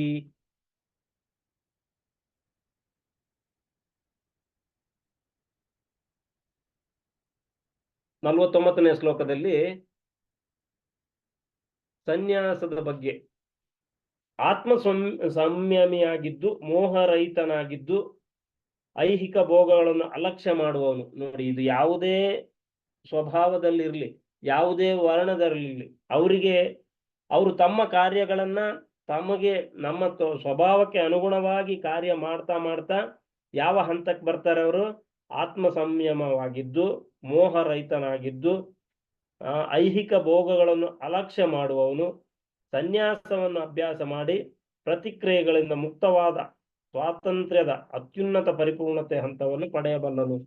ತಮ್ಮ ಸ್ವಭಾವಕ್ಕೆ ಅನುಗುಣವಾಗಿ ಅದೇ ಕೆಲಸವನ್ನ ನಾವು ಭಗವಂತನ ಸೇವಾ ರೀತಿನಲ್ಲಿ ಮಾಡಿಕೊಂಡು ಹೋದಾಗ ಅತ್ಯುನ್ನತ ಪರಿಪೂರ್ಣತೆಯನ್ನ ಪಡೀಬಹುದು ಅನ್ನೋದಾಗಿ. ಆ ಪರಿಪೂರ್ಣತೆ ಏನು ಅನ್ನೋದ್ರ ಬಗ್ಗೆ ಮುಂದೆ ಮತ್ತೆ ಸಿದ್ಧಿಂ ಪ್ರಾಪ್ತೋ ಯಥಾ ಬ್ರಹ್ಮ ತಥಾಪ್ನೋತಿ ನಿಬೋಧಮೆ ಸಮಾಸೇನೈವ ಕೌಂತೇಯ ನಿಷ್ಠಾ ಜ್ಞಾನಸ್ಯ ಯ ಪರ. ಬ್ರಹ್ಮನ್ ಎನ್ನುವುದು ಪರಮ ಪರಿಪೂರ್ಣತೆ ಹಂತ. ಈ ಹಂತಕ್ಕೆ ಬ್ರಹ್ಮನ್ ಹಂತಕ್ಕೆ ಬರಬಹುದು ಅನ್ನೋದಾಗಿ ಹೇಳ್ತಾರೆ. ಇಲ್ಲಿ ಅತ್ಯುನ್ನತ ಜ್ಞಾನದ ಹಂತ.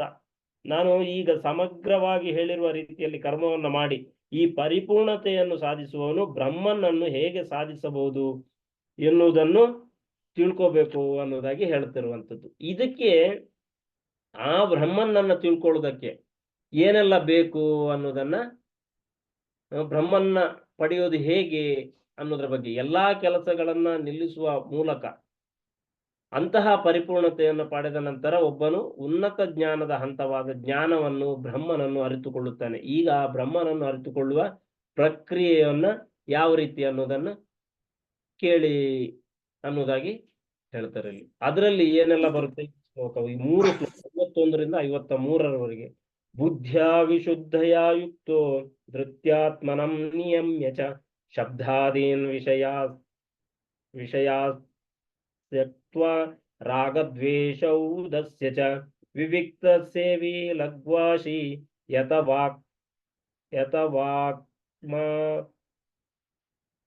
ಯತವಾಕ್ಕಾಯ ಮಾನಸಃ ಧ್ಯಾನಯೋಗ ಪರೋ ನಿತ್ಯಂ ವೈರಾಗ್ಯಂ ಸಮುಪಾಶ್ರಿತಃ ಅಹಂಕಾರಂ ಬಲಂ ದರ್ಪಂ ಕಾಮ ಕ್ರೋಧಂ ಪರಿಗ್ರಹಂ ವಿಮುಚ್ಯ ನಿರ್ಮಮ ಶಾಂತೋ ಬ್ರಹ್ಮ ಭೂಯಾಯ ಕಲ್ಪತೆ. ಇಲ್ಲಿ ಹೇಳ್ತಾರೆ, ಆತ್ಮ ಸಾಕ್ಷಾತ್ಕಾರದ ಸ್ಥಿತಿಗೆ ನಿಶ್ಚಯವಾಗಿ ಇರುವವನು ಹೀಗಿರುತ್ತಾನೆ. ಅವನು ಬುದ್ಧಿಯಿಂದ ಪರಿಶುದ್ಧನಾಗಿರುತ್ತಾನೆ. ಇದೆಲ್ಲ ಕೆಲಸಗಳನ್ನ ಮಾಡ್ತಾ ಮಾಡ್ತಾ ನಮ್ಮ ಸ್ಥಿತಿ ಯಾವ ಹಂತಕ್ಕೆ ಹೋಗ್ಬೇಕು ಅನ್ನೋದ್ರ ಬಗ್ಗೆ ಹೇಳ್ತಾ ಇದ್ದಾರೆ. ಬುದ್ಧಿಯಿಂದ ಏನಾಗ್ತಾನೆ, ಪರಿಶುದ್ಧನಾಗ್ತಾನೆ. ಅದೇ ಕೆಲಸವನ್ನ ಒಂದು ಮಾಡ್ತಾ ಧೃತಿಯಿಂದ ಮನಸ್ಸನ್ನ ನಿಯಂತ್ರಿಸುತ್ತಾನೆ. ಇಂದ್ರಿಯ ತೃಪ್ತಿಯ ವಸ್ತುಗಳನ್ನು ತ್ಯಜಿಸುತ್ತಾನೆ. ವಸ್ತುಗಳು ಇಂದ್ರಿಯಗಳು, ಇಂದ್ರಿಯ ತೃಪ್ತಿಯ ವಸ್ತುಗಳು, ಅದನ್ನು ತ್ಯಜಿಸುತ್ತಾನೆ. ರಾಗದ್ವೇಷಗಳಿಂದ ಮುಕ್ತನಾಗಿರುತ್ತಾನೆ. ಅವನಿಗೆ ಯಾರ ಮೇಲೂ ಸಿಟ್ಟು ಇಲ್ಲ, ಯಾರ ಮೇಲೂ ಅನುರಾಗನೂ ಇಲ್ಲ. ಆ ರೀತಿ ಏಕಾಂತ ಸ್ಥಳದಲ್ಲಿ ವಾಸ ಮಾಡುತ್ತಾನೆ. ಏಕಾಂತ ಸ್ಥಳದಲ್ಲಿ ಅಂದ್ರೆ ಒಬ್ಬನೇ ಇರ್ತಾನಂತಲ್ಲ, ಭಕ್ತರ ಸಂಘದಲ್ಲಿ ಇರ್ತಾನೆ, ಬೇರೆ ಅಭಕ್ತರ ಸಂಘದಲ್ಲಿ ಇರೋದಿಲ್ಲ. ಸ್ವಲ್ಪ ಮಾತ್ರವೇ ಆಹಾರವನ್ನು ಸ್ವೀಕರಿಸುತ್ತಾನೆ. ಆಹಾರ ನಿದ್ರಾ ಇದ್ರ ಬಗ್ಗೆ, ಆಹಾರದ ಬಗ್ಗೆ ಹೇಳಿದಾರಲ್ವಾ. ಇದಕ್ಕಿಂತ ಮುಂಚೆನೆ ಬಂದಿದೆ ಯಾವ ರೀತಿ ಆಹಾರ ತಗೋಬೇಕು.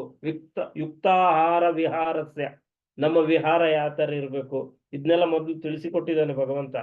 ಆಮೇಲೆ ತನ್ನ ದೇಹ, ಮನಸ್ಸು ಮತ್ತು ವಾಕ್ ಶಕ್ತಿಯನ್ನ ಮಾತಾಡಿ ಬಿಟ್ರೆ ಸಾಕು ಮಾತಾಡ್ತೀವಿ. ಏನು ಎಲ್ಲ ಊಹಾಪೋಹಗಳ ಮಾತು, ಆ ಮಾತೆಲ್ಲ ಆಡಲ್ಲ. ಹಾಗಾಗಿ ಅದು ಆಮೇಲೆ ಸದಾ ಸಮಾಧಿಯಲ್ಲಿರುತ್ತಾನೆ. ಸಮಾಧಿ ಅಂದ್ರೆ ಭಗವಂತನ ಧ್ಯಾನದಲ್ಲೇ ಇರ್ತಾನೆ ಯಾವಾಗ್ಲೂ. ಸಮಾಧಿ, ನಿರ್ಲಿಪ್ತನಾಗಿರುತ್ತಾನೆ.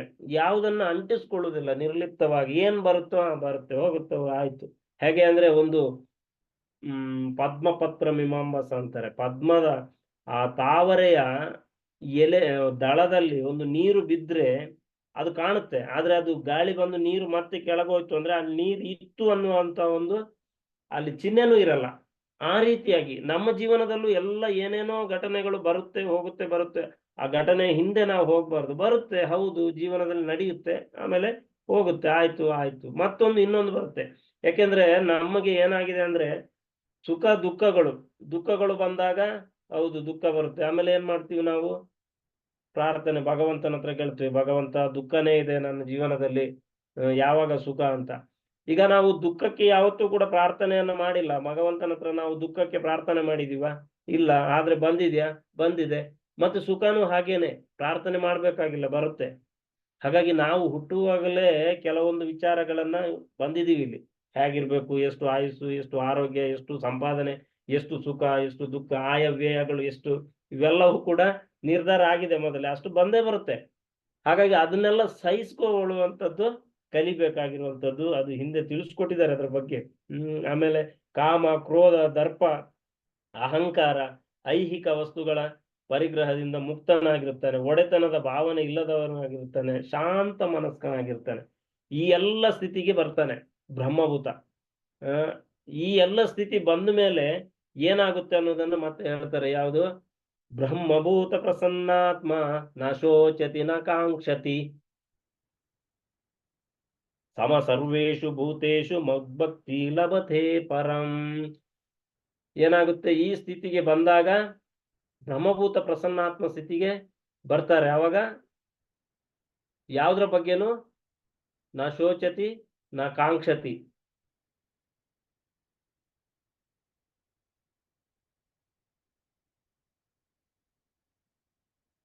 ಬ್ರಹ್ಮಭೂತ ಪ್ರಸನ್ನಾತ್ಮ ನ ಶೋಚತಿ ನ ಕಾಂಕ್ಷತಿ. ಬ್ರಹ್ಮಭೂತ ಹಂತದಿಂದ ನೆಕ್ಸ್ಟ್ ಭಕ್ತಿಯ ಕಡೆಗೆ, ಇದು ಮೊದಲನೇ ಹಂತ. ಅಂದ್ರೆ ನಾವು ಭಕ್ತಿಯ ಹಂತದಿಂದ ಅದರ ಹಿಂದೆ ಏನಾಗುತ್ತೆ ಅಂದ್ರೆ ಬ್ರಹ್ಮಭೂತ ಹಂತಕ್ಕೆ ಬರಬೇಕಾಗುತ್ತೆ. ಆ ಹಂತಕ್ಕೆ ಬಂದಾಗ ಯಾವುದ್ರ ಬಗ್ಗೆನೂ ಯೋಚನೆ ಮಾಡೋಣ, ನಾ ಶೋಚತಿ ನಾ ಕಾಂಕ್ಷತಿ. ಆಮೇಲೆ ನಮಗೆ ಭಕ್ತಿಯ ಬಗ್ಗೆ ಏನು, ಭಕ್ತಿಯಿಂದ ಕೃಷ್ಣನನ್ನು ತಿಳಿದುಕೊಳ್ಳಬಹುದು ಮತ್ತು ಅವನ ವಾಸಸ್ಥಾನವನ್ನ ಪಡಿಬಹುದು. ವಾಸಸ್ಥಾನವನ್ನ ಪಡಿಬಹುದು ಭಗವಂತನನ್ನು ನಾವು ಪಡಿಬಹುದು. ಅಂದ್ರೆ ಭಗವಂತನ ಪಡಿಬಹುದು ಅಂದ್ರೆ ಭಗವಂತನೊಂದಿಗೆ ಐಕ್ಯ ಆಗ್ತೀವಿ ಅಂತ ಅಲ್ಲ. ಈಗ ಏನ್ ಹೇಳ್ತೀವಿ ನಾವು ಮನೆಗೆ ಬಂದಿದ್ದೀವಿ ಅಂದ್ರೆ ಮನೆಯೊಂದಿಗೆ ಐಕ್ಯವಾಗಿದೆ ಅಂದ್ರೆ ಮನೆ ಒಳಗಡೆ ಇದ್ದೀವಿ ಅಂತ. ಆ ರೀತಿ ಭಗವಂತನ ಸ್ಥಾನವನ್ನು ನಾವು ಪಡಿಬಹುದು. ಹೇಗೆ? ಭಕ್ತ್ಯಾ ಮಾಮ ವಿಜಾನಾತಿ ಯಾವನ್ ಯಶ್ಚಾಸ್ಮಿ ತತ್ವತಃ ತಥೋ ಮಾಂ ತತ್ವತೋ ಜ್ಞಾತ್ವಾ ವಿಶತೆ ತದನಂತರಂ. ಭಕ್ತಿ ಸೇವೆಯಿಂದ ಮಾತ್ರ ಭಗವಂತನನ್ನ ಪಡ್ಕೋಬಹುದು. ಇಷ್ಟೆಲ್ಲ ವಿಷಯಗಳಾದ್ಮೇಲೆ ಧ್ಯಾನ, ಕರ್ಮಯೋಗ, ಧ್ಯಾನ ಯೋಗ, ಜ್ಞಾನ ಯೋಗ ಅದ್ಯಾವುದು ಕೂಡ ಅದಕ್ಕಿಂತ ಭಕ್ತ್ಯಾ ಮಾಮ ಅಭಿಜಾನಾತಿ, ಭಕ್ತಿಯಿಂದ ಮಾತ್ರ ಭಗವಂತನನ್ನ ಪಡ್ಕೋಬಹುದು ಅನ್ನೋದಾಗಿ ಹೇಳ್ತಾರೆ ಇಲ್ಲಿ. ಅದರ ನಂತರ ಪರಿಶುದ್ಧ ಭಕ್ತನು ಎಲ್ಲಾ ಬಗೆಯ ವ್ಯಾಪಾರಗಳಲ್ಲಿ ನಿರತನಾಗಿದ್ದರು. ಭಕ್ತಿ, ಪರಿಶುದ್ಧವಾದ ಭಕ್ತಿಯಿಂದ ಮಾತ್ರ ಪಡಿಬಹುದು. ಆದ್ರೆ ಅವನ್ ಏನ್ ಮಾಡ್ತಾನೆ? ಎಲ್ಲ ಸಂಬಂಧ ಸಂಸಾರ ಎಲ್ಲ ಬಿಟ್ಟು ಹೋಗ್ತಾನ. ಅದನ್ನ ಹೇಳ್ತಾ ಇಲ್ಲಿ ಏನ್ ಹೇಳ್ತಾರೆ? ಸರ್ವಕರ್ಮಾಣ್ಯಪಿ ಸದಾ ಕುರ್ವಣ್ಣೋ ಮದ್ವ್ಯಪಾಶ್ರಯ ಮತ್ಪ್ರಸಾದಾವಾಪ್ನೋತಿ ಶಾಶ್ವತಂ ಪದಮವ್ಯಯಂ. ಅಂದ್ರೆ ಪರಿಶುದ್ಧ ಭಕ್ತನು ಎಲ್ಲಾ ಬಗೆಯ ವ್ಯಾಪಾರಗಳಲ್ಲಿ ನಿರತನಾಗಿದ್ದರು. ಎಲ್ಲನೂ ಕೂಡ ಮಾಡ್ತಾ ಇರ್ತಾನೆ ಅವನು. ಆದ್ರೆ ಅವನು ಶುದ್ಧ ಭಕ್ತನಾಗಿರ್ತಾನೆ. ನೋಡೋದಕ್ಕೆ ನಮ್ಗೆ ಎಲ್ಲ ಮಾಡ್ತಾ ಇದ್ದಾನಲ್ಲ ಅಂತ ಅನ್ಸ್ಬೋದು. ಆದ್ರೆ ಅವನಿಗೆ ಹೇಗಿರ್ತಾನೆ? ನನ್ನ ರಕ್ಷಣೆಯಲ್ಲಿ ಮದ್ವ್ಯಪಾಶ್ರಯ, ನನ್ನ ರಕ್ಷಣೆಯಲ್ಲಿ ಮತ್ ವ್ಯಾಪಾಶ್ರಯ, ನನ್ನ ಕೃಪೆಯಿಂದ ಶಾಶ್ವತವೂ ಅವ್ಯಯವಾದ ನಿವಾಸವನ್ನ ಸೇರ್ತಾನೆ, ಭಗವಂತನ ಧಾಮವನ್ನ ಪಡಿಬಹುದು ಅನ್ನೋದನ್ನ ತಿಳಿಸ್ಕೊಡ್ತಾರೆ ಇಲ್ಲಿ. ಚೇತಸ ಸರ್ವಕರ್ಮಾಣಿ ಮೈ ಸನ್ಯಸ್ಯ ಮತ್ಪರಃ ಬುದ್ಧಿಯೋಗ ಮುಪಾಶ್ರಿತ್ಯ ಮಚ್ಚಿತ್ತ ಸತತಂಭವ. ಎಲ್ಲಾ ಚಟುವಟಿಕೆಗಳು ನನ್ನನ್ನು ಅವಲಂಬಿಸು ಮತ್ತು ಯಾವಾಗಲೂ ನನ್ನ ರಕ್ಷಣೆಯಲ್ಲಿ ಕೆಲಸ ಮಾಡು. ಇಂತಹ ಭಕ್ತಿ ಸೇವೆಯಲ್ಲಿ ಸಂಪೂರ್ಣವಾಗಿ ನನ್ನ ಪ್ರಜ್ಞೆಯನ್ನು ಹೊಂದಿ. ಹಾಗಾಗಿ ಯಾವಾಗಲೂ ಕೂಡ ಭಗವಂತನ ರಕ್ಷಣೆಯಲ್ಲಿ ಇಂತಹ ಭಕ್ತಿ ಸೇವೆಯನ್ನ ಮಾಡಬೇಕಾಗಿರೋದನ್ನ, ಭಗವಂತನನ್ನ ಅವಲಂಬಿಸಬೇಕು ನಾವು. ಆ ರೀತಿಯಾಗಿ ಹೇಳ್ತಾರೆ. ಹೇಗೆ? ಮಚ್ಚಿತ್ತ ಸರ್ವ ದುರ್ಗಾಣಿ ಮತ್ಪ್ರಸಾದ ತರಿಷ್ಯಸಿ ಅತಚ್ಚೇತ್ವಮಹಂಕಾರನ್ನಪಿ ಶೋಷ್ಯಸಿ ವಿನಂಕ್ಷ್ಯಸಿ. ಏನ್ ಹೇಳ್ತಾರೆ? ಮಚ್ಚಿತ್ತ ಸರ್ವ ದುರ್ಗಾಣಿ, ಎಲ್ಲ ಏನು ಮಚ್ಚಿತ್ತ ಪ್ರಶ್ನೆಯಲ್ಲಿದ್ದು ಸರ್ವ ಎಲ್ಲ ದುರ್ಗಾಣಿ, ಆತಂಕಗಳನ್ನ, ಎಲ್ಲ ಕಷ್ಟಗಳನ್ನ ಅದನ್ನ ನಿಭಾಯಿಸುವ ಶಕ್ತಿಯನ್ನ ಭಗವಂತ ಪ್ರಸಾದ ಮಾಡ್ತಾನೆ, ಅಂದ್ರೆ ಅನುಗ್ರಹಿಸ್ತಾನೆ. ಅದನ್ನ ದಾಟಬಹುದು ನಾವು. ತರಿಷ್ಯಸಿ, ಒಂದ್ ವೇಳೆ ಅದಕ್ಕೆ ಏನ್ ಹೇಳ್ತಾರೆ? ನನ್ನ ಕೃಪೆಯಿಂದ ನಿವಾರಿಸಿಕೊಳ್ಳುವೆ. ಆದ್ರೆ ನೀನು ಇಂತಹ, ಮತ್ತೆ ಇನ್ನೊಂದು ಹೇಳ್ತಾರೆ ಅಲ್ಲಿ ಏನಂತ? ಅತಚ್ಚೇತ್ವ ಅಹಂಕಾರ ವಿನಂಕ್ಷಸಿ ಅನ್ನೋದಾಗಿ ಏನ್ ಹೇಳ್ತಾರೆ? ಇಂತಹ ಪ್ರಜ್ಞೆಯಲ್ಲಿ ಕೆಲಸ ಮಾಡದೆ ಅಹಂಕಾರದಿಂದ ಕೆಲಸ ಮಾಡಿದರೆ, ನನ್ನ ಮಾತನ್ನು ಕೇಳದೆ ಹೋದರೆ ಮತ್ತೆ ಮುಳುಗಿ ಹೋಗುತ್ತೀಯಾ ಅನ್ನೋದಾಗಿ ಕೂಡ ಕೃಷ್ಣ ಹೇಳ್ತಾರೆ. ಅಂದ್ರೆ ಭಗವಂತನ ಮಾತನ್ನ ಕೇಳಿದ್ರೆ ನಾವು ಎಲ್ಲಾ ದುಃಖಗಳಿಂದ ಪರಿಹಾರವನ್ನ ಪಡಿಬಹುದು. ಇಲ್ಲ ನನ್ನ ಪಾಡಿಗೆ ನಾನ್ ಮಾಡ್ತೀನಂದ್ರೆ ಮತ್ತೆ ನಾವು ಅದರಲ್ಲೇ ಮುಳುಗ್ತೀವಿ. ಪುನರಪಿ ಮರಣ, ಮತ್ತೆ ದುಃಖಾಲಯಂ ಅಶಾಶ್ವತಂ. ಎಲ್ಲ ಕೂಡ ಇಲ್ಲೇ ದುಃಖ ದೋಷಾನುದರ್ಶನಂ, ಅಲ್ಲೇ ಬಂದ್ಬಿಡ್ತೀವಿ ಹೇಳ್ತಾ ಮತ್ತೆ ಭಗವಂತನ ಅಲ್ಲಿ ಕೂಡ ಇನ್ನೊಂದು ಅರ್ಜುನನಿಗೆ ಹೇಳ್ತಾ ಇದ್ದಾನೆ, ಯದ ಅಹಂಕಾರಮಾಶ್ರಿತ್ಯ ನಯೋತ್ಸ್ಯ ಇತಿ ಮನ್ಯಸೆ ಮಿಥ್ಯೈಷ ಮಿಥ್ಯೈಷ ವ್ಯವಸಾಯಸ್ತೆ ಪ್ರಕೃತಿ ಸ್ವಾಂ ನಿಯೋಕ್ಷ್ಯತಿ. ನೀನು ನನ್ನ ಆದೇಶದಂತೆ ಯುದ್ಧ ಮಾಡದೆ ಹೋದರೆ ತಪ್ಪು ದಾರಿ ಹಿಡಿತೀಯ. ನಿನ್ನ ಪ್ರಕೃತಿ ಗುಣಗನುಸಾರವಾಗಿ ಯುದ್ಧದಲ್ಲಿ ತೊಡಗಲೇಬೇಕು. ಅಂದ್ರೆ ಅರ್ಜುನನ ಗುಣ ಏನು? ಕ್ಷತ್ರಿಯ, ಅವನು ಯುದ್ಧ ಮಾಡ್ಲೇಬೇಕು. ಆದ್ರೆ ಭಗವಂತ ಇಲ್ಲಿ ಯುದ್ಧ ಮಾಡು ಅಂತ ಹೇಳ್ತಾ ಇದ್ದಾನೆ. ಇದನ್ನ ನೀನ್ ಮಾಡ್ಲಿಲ್ಲ ಅಂದ್ರೆ, ಇದನ್ನ ಬಿಟ್ಟು ಬೇರೆ ಎಲ್ಲಾದ್ರೂ ಹೋದ್ರೆ ಅಲ್ಲಿ ವಿನಾಕಾರಣ ಯುದ್ಧ ಮಾಡ್ತೀಯ, ಅದು ಪಾಪ ಆಗುತ್ತೆ ಅಂತ ಹೇಳ್ಬಿಟ್ಟು ಹೇಳ್ತಾನೆ. ಸ್ವಭಾವಜೇನ ಕೌಂತೇಯ ನಿಬದ್ಧಸ್ವೇನ ಕರ್ಮಣ ಕರ್ತುಂ ನೇಚ್ಛಸಿ ಯನ್ಮೋಹಾತ್ ಕರಿಷ್ಯಸ್ಯ ವಶೋಪಿ ತತ್. ಮೋಹದಿಂದ ನೀನು ನನ್ನ ಆದೇಶದಂತೆ ಕೆಲಸ ಮಾಡಲು ಒಪ್ಪುತ್ತಿಲ್ಲ. ಅರ್ಜುನನಿಗೆ ಬಂಧು ಬಾಂಧವರನ್ನುವಂತಹ ಮೋಹ ಇತ್ತು, ಅದರಿಂದಾಗಿ ಕೆಲಸ ಮಾಡಲು ನೀನು ಒಪ್ತಾ ಇಲ್ಲ. ಹಾಗಾಗಿ ಮೋಹದಿಂದ ಒಪ್ತಾ ಇಲ್ಲ. ನೀನು ನಿನ್ನ ಸ್ವಭಾವದಿಂದ ಹುಟ್ಟಿದ ಕರ್ಮಗಳನ್ನು ನೀನು ಮಾಡಿಯೇ ಮಾಡ್ತೀಯ. ಅಂದ್ರೆ ಸ್ವಭಾವ ಅನುಗುಣವಾಗಿ ನೀನು ಕರ್ಮ ಮಾಡ್ತೀಯ. ಆದ್ರೆ ಅದನ್ನ ಭಕ್ತಿ ಸೇವೆಯಾಗಿ ನಾವು ಅದನ್ನ ಬದಲಾವಣೆ ಮಾಡ್ಬೇಕು. ಹೇಗೆ ಬದಲಾವಣೆ ಮಾಡುವುದು ಅಂತ ಅದಕ್ಕೆ ಇಲ್ಲಿ ಹೇಳ್ತೇನೆ ಮತ್ತೆ. ಈಶ್ವರ ಸರ್ವಭೂತಾನಾಂ ಹೃದ್ದೇಶರ್ಜುನ ತಿಷ್ಠತಿ ಭ್ರಾಮಯನ್ ಸರ್ವಭೂತಾನಿ ಯಂತ್ರಾರೂಢಾನಿ ಮಾಯಯ. ಹಾಗಾಗಿ ಏನರ್ಥ? ಈಶ್ವರ ಸರ್ವಭೂತಾನಾಂ, ಪರಮಪ್ರಭು ಪ್ರತಿಯೊಬ್ಬನ ಹೃದಯದಲ್ಲೂ ಇದ್ದಾನೆ. ಐಹಿಕ ಶಕ್ತಿಯಿಂದ ಮಾಡಿದ ಯಂತ್ರದಲ್ಲಿ ಕುಳಿತು ಇರುವಂತೆ ಇರುವ ಈ ಜೀವಿಗಳ ತಿರುಗಾಟವನ್ನು ನಿರ್ದೇಶಿಸುತ್ತಾನೆ ಅನ್ನೋದಾಗಿ ಹೇಳ್ತಾರೆ. ಅಂದ್ರೆ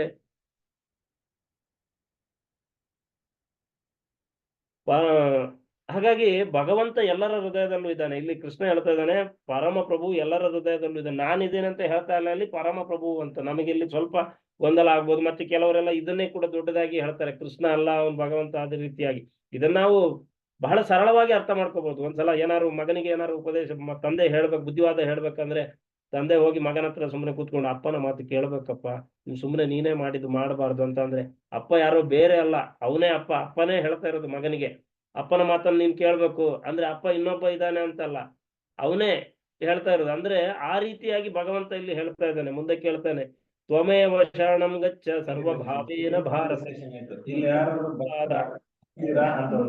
ತತ್ಪ್ರಸಾದಾತ್ ಪರಾಂ ಶಾಂತಿ ಸ್ಥಾನಂ ಪ್ರಾಪ್ಸ್ಯಸಿ ಶಾಶ್ವತಂ. ಭಗವಂತ ಭರತ ವಂಶದಲ್ಲಿ ಶ್ರೇಷ್ಠನಾದವನು, ಸಂಪೂರ್ಣವಾಗಿ ಅವನಿಗೆ ಶರಣಾಗತನಾಗು.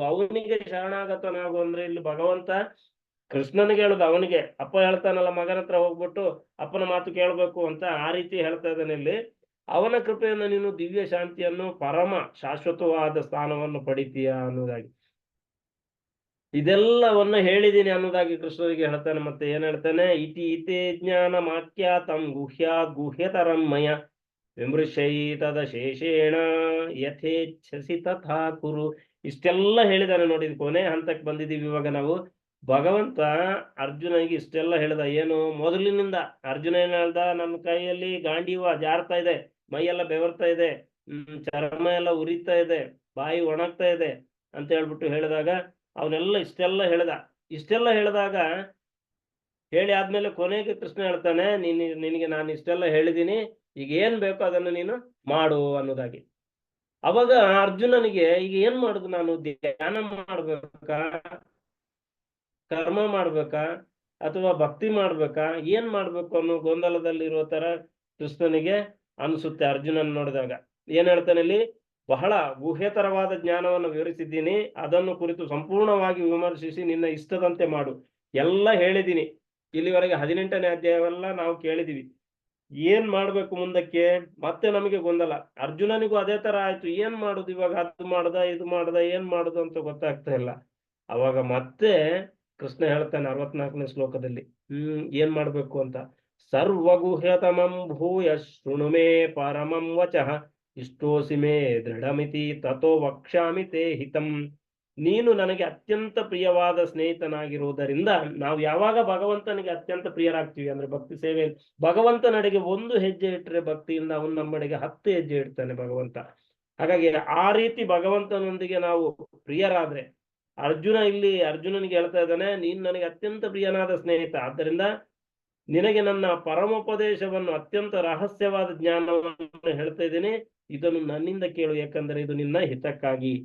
ಅರ್ಜುನನಿಗೆ ಮತ್ತೆ ಏನ್ ಮಾಡ್ಬೇಕು ಅಂತ ಗೊತ್ತಾಗಲ್ಲ ಅಂತ ಕೃಷ್ಣ ಏನ್ ಮಾಡ್ತಾನೆ, ಮುಂದಿನ ಶ್ಲೋಕದಲ್ಲಿ ಬಹಳ ಬಹಳ ಮುಖ್ಯವಾದಂತಹ 2 ಶ್ಲೋಕಗಳಲ್ಲಿ ವಿಷಯವನ್ನ ಹೇಳ್ತಾನೆ ಅರ್ಜುನನಿಗೆ. ಇದು ಒಂದ್ಸಲ ಬಂದಿದೆ ಭಕ್ತಿ ಯೋಗದಲ್ಲಿ 6 ಅಧ್ಯಾಯಗಳಲ್ಲಿ, ನಾವು 9ನೇ ಅಧ್ಯಾಯದಲ್ಲಿ ಬಂದಿದೆ, ಕೊನೆಯ ಶ್ಲೋಕ ಆಗಿತ್ತು ಇದು. ಮತ್ತೆ ಇಲ್ಲಿ ಮತ್ತೆ ಇನ್ನೊಂದ್ಸಲ, ಅಂದ್ರೆ 2 ಸಲ ಹೇಳುವ ಅರ್ಥ, ಇದನ್ನು ಒತ್ತಿ ಹೇಳುವಂಥದ್ದು, ಇದನ್ನು ಮಾಡ್ಬೇಕು ಅಂತ.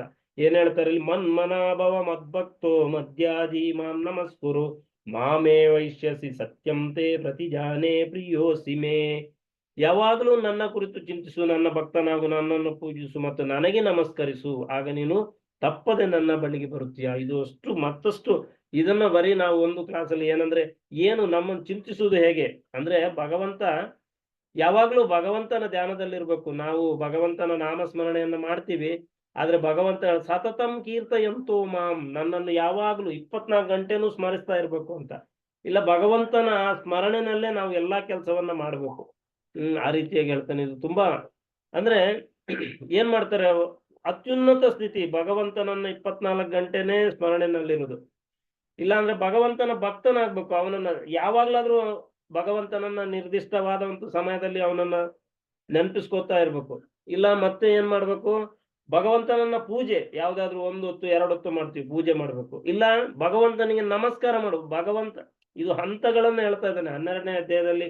ಅದು ಆಗಿಲ್ಲ ಅಂದ್ರೆ ಇದನ್ನು ಮಾಡು, ಅಟ್ಲೀಸ್ಟ್ ಭಗವಂತನ ಭಕ್ತಿ ಸೇವೆಗೆ ಸಹಾಯವನ್ನಾದ್ರೂ ಮಾಡು ಅನ್ನೋದಾಗಿ ಹೇಳುವ ರೀತಿನಲ್ಲಿ, ನಮಸ್ಕಾರವನ್ನಾದ್ರೂ ಮಾಡು ಕೊನೆಗೆ ಅನ್ನುವ ರೀತಿನಲ್ಲಿ ಇದು 4 ಅಂಶವನ್ನು ಹೇಳ್ತಾನೆ. ಇನ್ನೂ ಇದನ್ನು ವಿವರವಾಗಿ ನಾವು ಮುಂದಿನ ವಿವರವಾಗಿ ತಿಳ್ಕೊಳ್ಳುವಾಗ ಇದನ್ನ ಅರ್ಥಕೊಳ್ಳೋಣ. ಕೊನೆಯದಾಗಿ ಭಗವಂತ ಹೇಳ್ತಾನೆ, ಸರ್ವಧರ್ಮನ್ ಪರಿತ್ಯಜ್ಯ ಮಾಮೇಕ ಶರಣಂ ವ್ರಜ ಅಹಂ ತ್ವಾ ಸರ್ವ ಪಾಪೇಭ್ಯೋ ಮೋಕ್ಷ ಇಷ್ಯಾಮಿ ಮಾ ಶುಚಃ. ಮತ್ತೆ ಅರ್ಜುನನಿಗೆ ಏನಾದ್ರು ಡೌಟ್ ಬಂದ್ರೆ ಹೇಳ್ತಾನೆ, ಅರ್ಜುನನಿಗೆ ಕೃಷ್ಣ ಹೇಳ್ತಾನೆ, ಎಲ್ಲವನ್ನೂ ಕೂಡ ಬಿಡು, ನಿನ್ನ ಸ್ವಭಾವ ಇದೆ, ನಿಮ್ಮ ಧರ್ಮ ಏನೇನು ಧರ್ಮಗಳಿದೆಯೋ ಎಲ್ಲವನ್ನು ಕೂಡ, ಧರ್ಮ ಅಂದ್ರೆ ನಾವು ಏನು ಜೈನ ಧರ್ಮ, ಮುಸ್ಲಿಂ ಧರ್ಮ, ಕ್ರೈಸ್ತ ಧರ್ಮ, ಹಿಂದೂ ಧರ್ಮ, ಆ ಧರ್ಮ, ಅದರ ಬಗ್ಗೆ ಎಲ್ಲ ಹೇಳ್ತಾ ಇರೋದು. ಅಂದ್ರೆ ನಮ್ಮ ಸ್ವಭಾವದ ಧರ್ಮಗಳು, ನಾವ್ಯಾರಿಗೋ ಏನೋ ಆಗಿರ್ತೀವಿ ಅಥವಾ ಇನ್ನೆಲ್ಲೋ ಏನೋ ಆಗಿರ್ತೀವಿ, ಮತ್ತೇನೋ ನಮ್ಮ ಸ್ವಭಾವದ ಪ್ರಕಾರ ಸ್ವಭಾವ ಧರ್ಮಗಳಿರುತ್ತೆ, ನಮ್ಮ ಸಮಾಜ ಧರ್ಮ ಇರುತ್ತೆ, ನಮ್ಮ ಪರಂಪರೆ, ನಮ್ಮ ಒಂದು ಕುಟುಂಬ ಧರ್ಮ ಇರುತ್ತೆ. ಎಲ್ಲವೂ ಕೂಡ, ಯಾವುದನ್ನು ಕೂಡ ಎಲ್ಲವನ್ನೂ ಬಿಡು. ಮಾಮೇಕ ಶರಣಂ ವ್ರಜ, ಶರಣು ನನಗೊಬ್ಬನಿಗೆ ಶರಣಾಗು.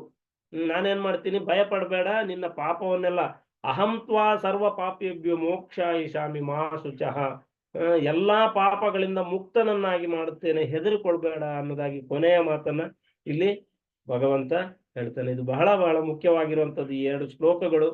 ಇದು 2 ಶ್ಲೋಕವನ್ನಾದ್ರೂ ನಾವು 18 ಅಧ್ಯಾಯ 700 ಶ್ಲೋಕಗಳಲ್ಲಿ ಅರ್ಥ ಮಾಡ್ಕೊಂಡ್ರೆ ನಮ್ಮ ಜೀವನ ಪಾವನವಾಗುತ್ತೆ ಅನ್ನೋದ್ರಲ್ಲಿ ಸಂಶಯನೇ ಇಲ್ಲ. ಹೇಗೆ ನಾವು ಸರ್ವಧರ್ಮನ್ ಪರಿತ್ಯಜ್ಯ ಮಾಮೇಕ ಶರಣಂ ಭಗವಂತನಿಗೆ ಶರಣಾಗುವುದು ಹೇಗೆ, ಅನುಕೂಲಸ್ಯ ಸಂಕಲ್ಪ ಪ್ರತಿಕೂಲಸ್ಯ ವರ್ಜನಂ ರಕ್ಷಸತಿ ವಿಶ್ವಾಸೋ ಗೋಪ್ತೃತ್ವೇ ವರ್ಣಂ ತಥಾ ಆತ್ಮನಿಕ್ಷೇಪ ಕಾರ್ಪಣ್ಯ ಷಡ್ವಿಧ ಶರಣಾಗತಿಗೆ ಈ 6 ಲಕ್ಷಣಗಳನ್ನು ಹೇಳಿದ್ದಾರೆ. ಹರಿಭಕ್ತಿ ವಿಲಾಸದಲ್ಲಿ ಬರುತ್ತೆ ಅನ್ನೋದಾಗಿ ಶ್ರೀಲ ಪ್ರಭುಪಾದರು ಭಾವಾರ್ಥದಲ್ಲಿ ಬರೀತಾರೆ.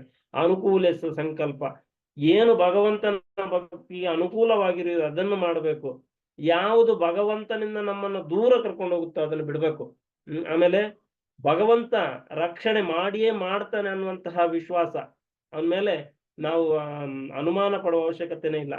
ಆಮೇಲೆ ಗೋಪ್ತೃತ್ವೇ ವರ್ಣಂತದ, ಎಲ್ಲದಕ್ಕೂ ಒಡೆಯ ಭಗವಂತನೇ, ಅವನೇ ಮಾಲಕ ಅನ್ನುವಂಥದ್ದು. ಆತ್ಮನಿಶ್ಚಯ ಕಾರ್ಪಣ್ಯ ಷಡ್ವಿಧ ಶರಣಾಗತಿ ಅನ್ನೋದ್ರ ಬಗ್ಗೆ ಹೇಳ್ತಾರೆ. ಆಮೇಲೆ ಕೊನೆಗೆ ಇಲ್ಲಿಗೆ ಈ ಭಗವದ್ಗೀತೆ ಬಗ್ಗೆ ಹೇಳಿ ಆದ್ಮೇಲೆ ಮುಗಿಸ್ತಾನೆ ಭಗವಂತ. ಇಲ್ಲಿಗೆ ಮುಂದಕ್ಕೆ ಭಗವಂತ 1-2 ವಿಷಯಗಳನ್ನ ಹೇಳಿ ಈ ಭಗವದ್ಗೀತೆ ಇಲ್ಲಿಗೆ ಮುಗಿಯುತ್ತೆ. 18ನೇ ಅಧ್ಯಾಯ. ಇದಂತೆ ನಾ ತಪಸ್ಕಾಯ ನ ಭಕ್ತಾಯ ಕದಾಚನ ನಾ ಶುಶ್ರೂಷವೇ ವಾಚ್ಯಂ ನ ಚ ಮಾಂ ಯೋಭ್ಯಸೂಯತಿ.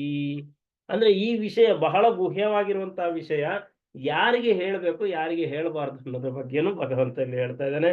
ತಪಸ್ಸು ಅಲ್ಲದವರಿಗೆ ನಮಗೊಂದು ತಪಸ್ಸು ಭಗವಂತನನ್ನ ಪಡಿಬೇಕು ಅನ್ನೋದಕ್ಕೋಸ್ಕರವಾಗಿ ಏನಾದ್ರು ತಪಸ್ಸು ಮಾಡುವಂತದ್ದು ವಿಚಾರ ನಮ್ಮಲ್ಲಿ ಇರಬೇಕು. ಭಕ್ತನಲ್ಲದವನಿಗೆ, ಭಕ್ತಿ ಸೇವೆಯಲ್ಲಿ ನಿರತನಾಗಿರದವರಿಗೆ ಅಥವಾ ನನ್ನ ವಿಷಯದಲ್ಲಿ ಅಸೂಯೆ ಪಡುವವರಿಗೆ ಈ ರಹಸ್ಯದ ಜ್ಞಾನವನ್ನು ಎಂದೂ ವಿವರಿಸಬಾರದು. ಅವರು ವಿವರಿಸಿದ್ರು ಅದು ಅರ್ಥ ಆಗಲ್ಲ ಅವರಿಗೆ ಅನ್ನೋದಾಗಿ ಹೇಳ್ತಾನೆ ಇಲ್ಲಿ ಭಗವಂತ. ಆದ್ರೆ ಭಕ್ತರು ಇದನ್ನು ಎಲ್ಲರಿಗೂ ಕೊಡ್ತಾರೆ. ಸಾರ್ವಜನಿಕವಾಗಿ ಏನಾರು ನಡೀತಾ ಇದ್ರೆ ಅವ್ರ ಬಗ್ಗೆ ಭಗವಂತನ ಬಗ್ಗೆ ಹೇಳ್ತಾರೆ. ಎಲ್ಲರೂ ಕೂಡ ಯಾರ್ಯಾರಿಗೆ ಅಂದ್ರೆ ಇಲ್ಲಿ ಇಷ್ಟು ಜನ ನಾವು ಇದೀವಿ ಅಂದ್ರೆ ಎಲ್ಲರೂ ಕೂಡ ಭಗವಂತನ ಮೇಲೆ ಭಕ್ತಿ ಇಟ್ಟುಕೊಂಡವರೇ. ಹಾಗಾಗಿ ಇವರೆಲ್ಲರೂ ಕೂಡ ಉದ್ಧಾರ ಆಗುವುದರಲ್ಲಿ ಎರಡು ಮಾತೇ ಇಲ್ಲ. ಹಾಗಾಗಿ ಇದನ್ನು ಬಿಟ್ಟು ಭಗವಂತನ ಬಗ್ಗೆ ಅಸೂಯೆ ಪಡುವವರಿಗೆ ಅವರಿಗೆಲ್ಲ ಹೇಳಬಾರ್ದು. ಮತ್ತೆ ಯಾರಿಗೆ ಹೇಳಿದ್ರೆ ಯಾವ ರೀತಿ ಹೇಳಬೇಕು, ಮತ್ತೆ ಹೇಳಿರುವವರು ಹೇಗಿರ್ತಾರೆ ಅನ್ನೋದ್ರ ಬಗ್ಗೆನೂ ಭಗವಂತ ಇಲ್ಲಿ ಹೇಳ್ತಾನೆ 68ನೇ ಶ್ಲೋಕದಲ್ಲಿ. ಯಾ ಇದಂ ಪರಮಂ ಗುಹ್ಯಂ ಮದ್ಭಕ್ತೇಷ್ವಭಿಧಾಸ್ಯತಿ ಭಕ್ತಿಂ ಮೈ ಪರಾಂ ಕೃತ್ವಾ ಮೈ ಮಾಮೇ ವೈಶ್ಯತ್ಯ ಸಂಶಯ. ಪರಮ ರಹಸ್ಯವನ್ನು ಭಕ್ತರಿಗೆ ವಿವರಿಸುವವನಿಗೆ ಪರಿಶುದ್ಧ ಭಕ್ತಿ ಸೇವೆಯನ್ನು ಮಾಡುವ ಅವಕಾಶವು ನಿಶ್ಚಯವಾಗಿಯೂ ದೊರೆಯುವುದು. ಹಾಗಾಗಿ ಇದು ಯಾರು ಇದನ್ನು ಹೇಳ್ತಾರೆ, ಯಾರಿಗೆ ಹೇಳ್ತಾರೆ?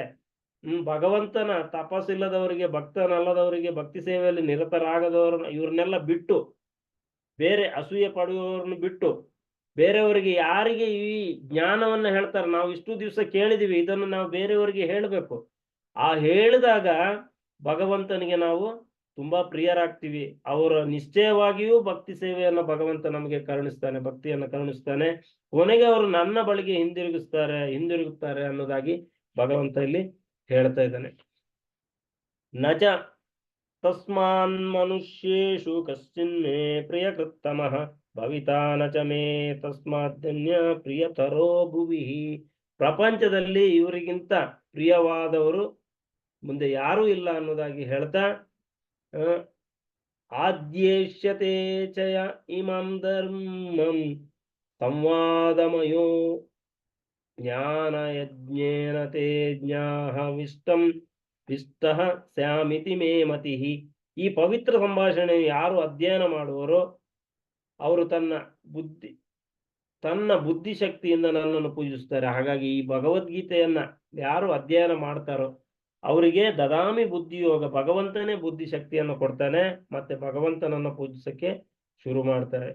ಶ್ರದ್ಧಾವಾನನಸೂಯಶ್ಚ ಶೃಣುಯಾದಪಿ ಯೋ ನರಃ ಸೋಪಿ ಮುಕ್ತ ಶುಭಾಂ ಲೋಕಾನ್ ಪ್ರಾಪ್ನುಯಾತ್ ಪುಣ್ಯ ಕರ್ಮಣಾಂ. ಇದನ್ನು ಶ್ರದ್ಧೆಯನ್ನ ಮತ್ತು ಅಸೂಯೆ ಇಲ್ಲದೆ ಕೇಳುವ ಮನುಷ್ಯನು ಪಾಪ ಕರ್ಮಗಳಿಂದ ಮುಕ್ತನಾಗುತ್ತಾನೆ ಮತ್ತು ಪುಣ್ಯವಂತರು ವಾಸಿಸುವ ಶುಭಲೋಕಗಳನ್ನು ಸೇರುತ್ತಾರೆ. ಭಗವಂತ ಇದು ಫಲಶ್ರುತಿಯನ್ನ ಹೇಳುವ ರೀತಿಯಲ್ಲಿ ಹೇಳ್ತಾ ಇದ್ದೇನೆ ಇಲ್ಲಿ. ಆಮೇಲೆ ಪಾರ್ಥನೆ, ಧನಂಜಯನೇ, ಇದನ್ನು ನೀನು ಗಮನವಿಟ್ಟು ಕೇಳಿದೀಯ. ನಿನ್ನ ಅಜ್ಞಾನ ಮತ್ತು ಮೋಹಗಳು ನಾಶವಾದುವೆ.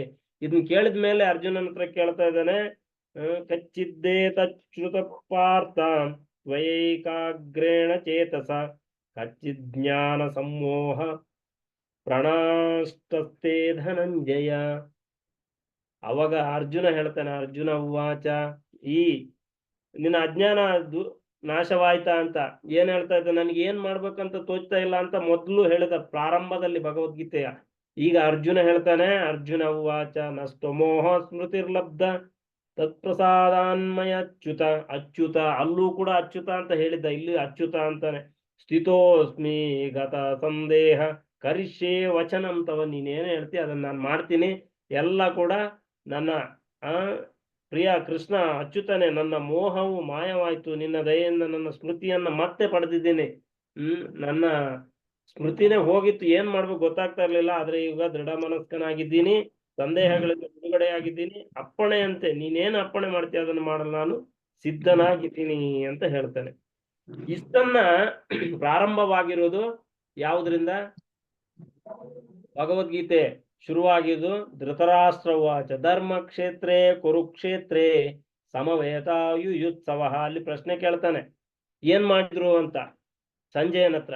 ಈಗ ಸಂಜೆಯ ಕೊನೆಯ ಭಾಗದಲ್ಲಿ ಧೃತರಾಷ್ಟ್ರನಿಗೆ ಹೇಳ್ತಾ ಇದ್ದಾನೆ ಏನೆಲ್ಲ ಆಯ್ತು ಅಂತ ಹೇಳಿದ ಕೊನೆಯ ಭಾಗದಲ್ಲಿ. ಸಂಜಯ ಉವಾಚ ಇತ್ಯಾಹಂ ವಾಸುದೇವಸ್ಯ ಪಾರ್ಥಸ್ಯ ಚ ಮಹಾತ್ಮನಃ ಸಂವಾದಮಿಮಂ ಮದ್ಭುತಂ ರೋಮಹರ್ಷಣಂ. ಇಬ್ಬರು ಮಹಾತ್ಮರಾದ ಕೃಷ್ಣ ಮತ್ತು ಅರ್ಜುನರ ಸಂಭಾಷಣೆಯನ್ನು ಕೇಳಿ ಈ ಸಂವಾದವು ಎಷ್ಟು ಅದ್ಭುತವಾದುದೆಂದರೆ ನನಗೆ ರೋಮಾಂಚನವಾಗ್ತಾ ಇದೆ. ಸಂಜಯ ಧೃತರಾಷ್ಟ್ರನಿಗೆ ಹೇಳುವಂತ ಮಾತು ಇದು. ಮತ್ತೆ ಇದನ್ನು ನಾನು ಹೇಗೆ ಕೇಳಕ್ ಸಾಧ್ಯವಾಯಿತು? ಗುರುಗಳ ಒಂದು ಕೃಪೆಯಿಂದಾಗಿ. ಈ ಭಗವದ್ಗೀತೆಯ 18 ಅಧ್ಯಾಯವನ್ನು ನಾನು ಕೇಳ್ತಾ ಇದ್ದೀವಿ ಅಂದ್ರೆ ನಾವು ಇವತ್ತು ನಮ್ಮ ಗುರುಗಳ ಒಂದು ಕೃಪೆ, ವೈಷ್ಣವರ ಕೃಪೆ. ಹಾಗಾಗಿ ಇಲ್ಲಿ ಹೇಳ್ತಾ ಇದ್ದಾರೆ, ಇಲ್ಲಿ ಸಂಜಯನಿಗೆ ಯಾವ ಕೃಪೆ, ಯಾರ ಕೃಪೆ? ವ್ಯಾಸ ಪ್ರಸಾದಾಚ್ಯುತ ವಾನೇ ತದ್ ಗುಹ್ಯಮಹಂ ಪರಂ ಯೋಗಂ ಯೋಗೇಶ್ವರಾತ್ ಕೃಷ್ಣಾತ್ ಸಾಕ್ಷಾತ್ತತಯ ಸ್ವಯಂ ಕೃಷ್ಣಾತ್ ಸಾಕ್ಷಾತ್ ಕಥಯತಃ ಸ್ವಯಂ.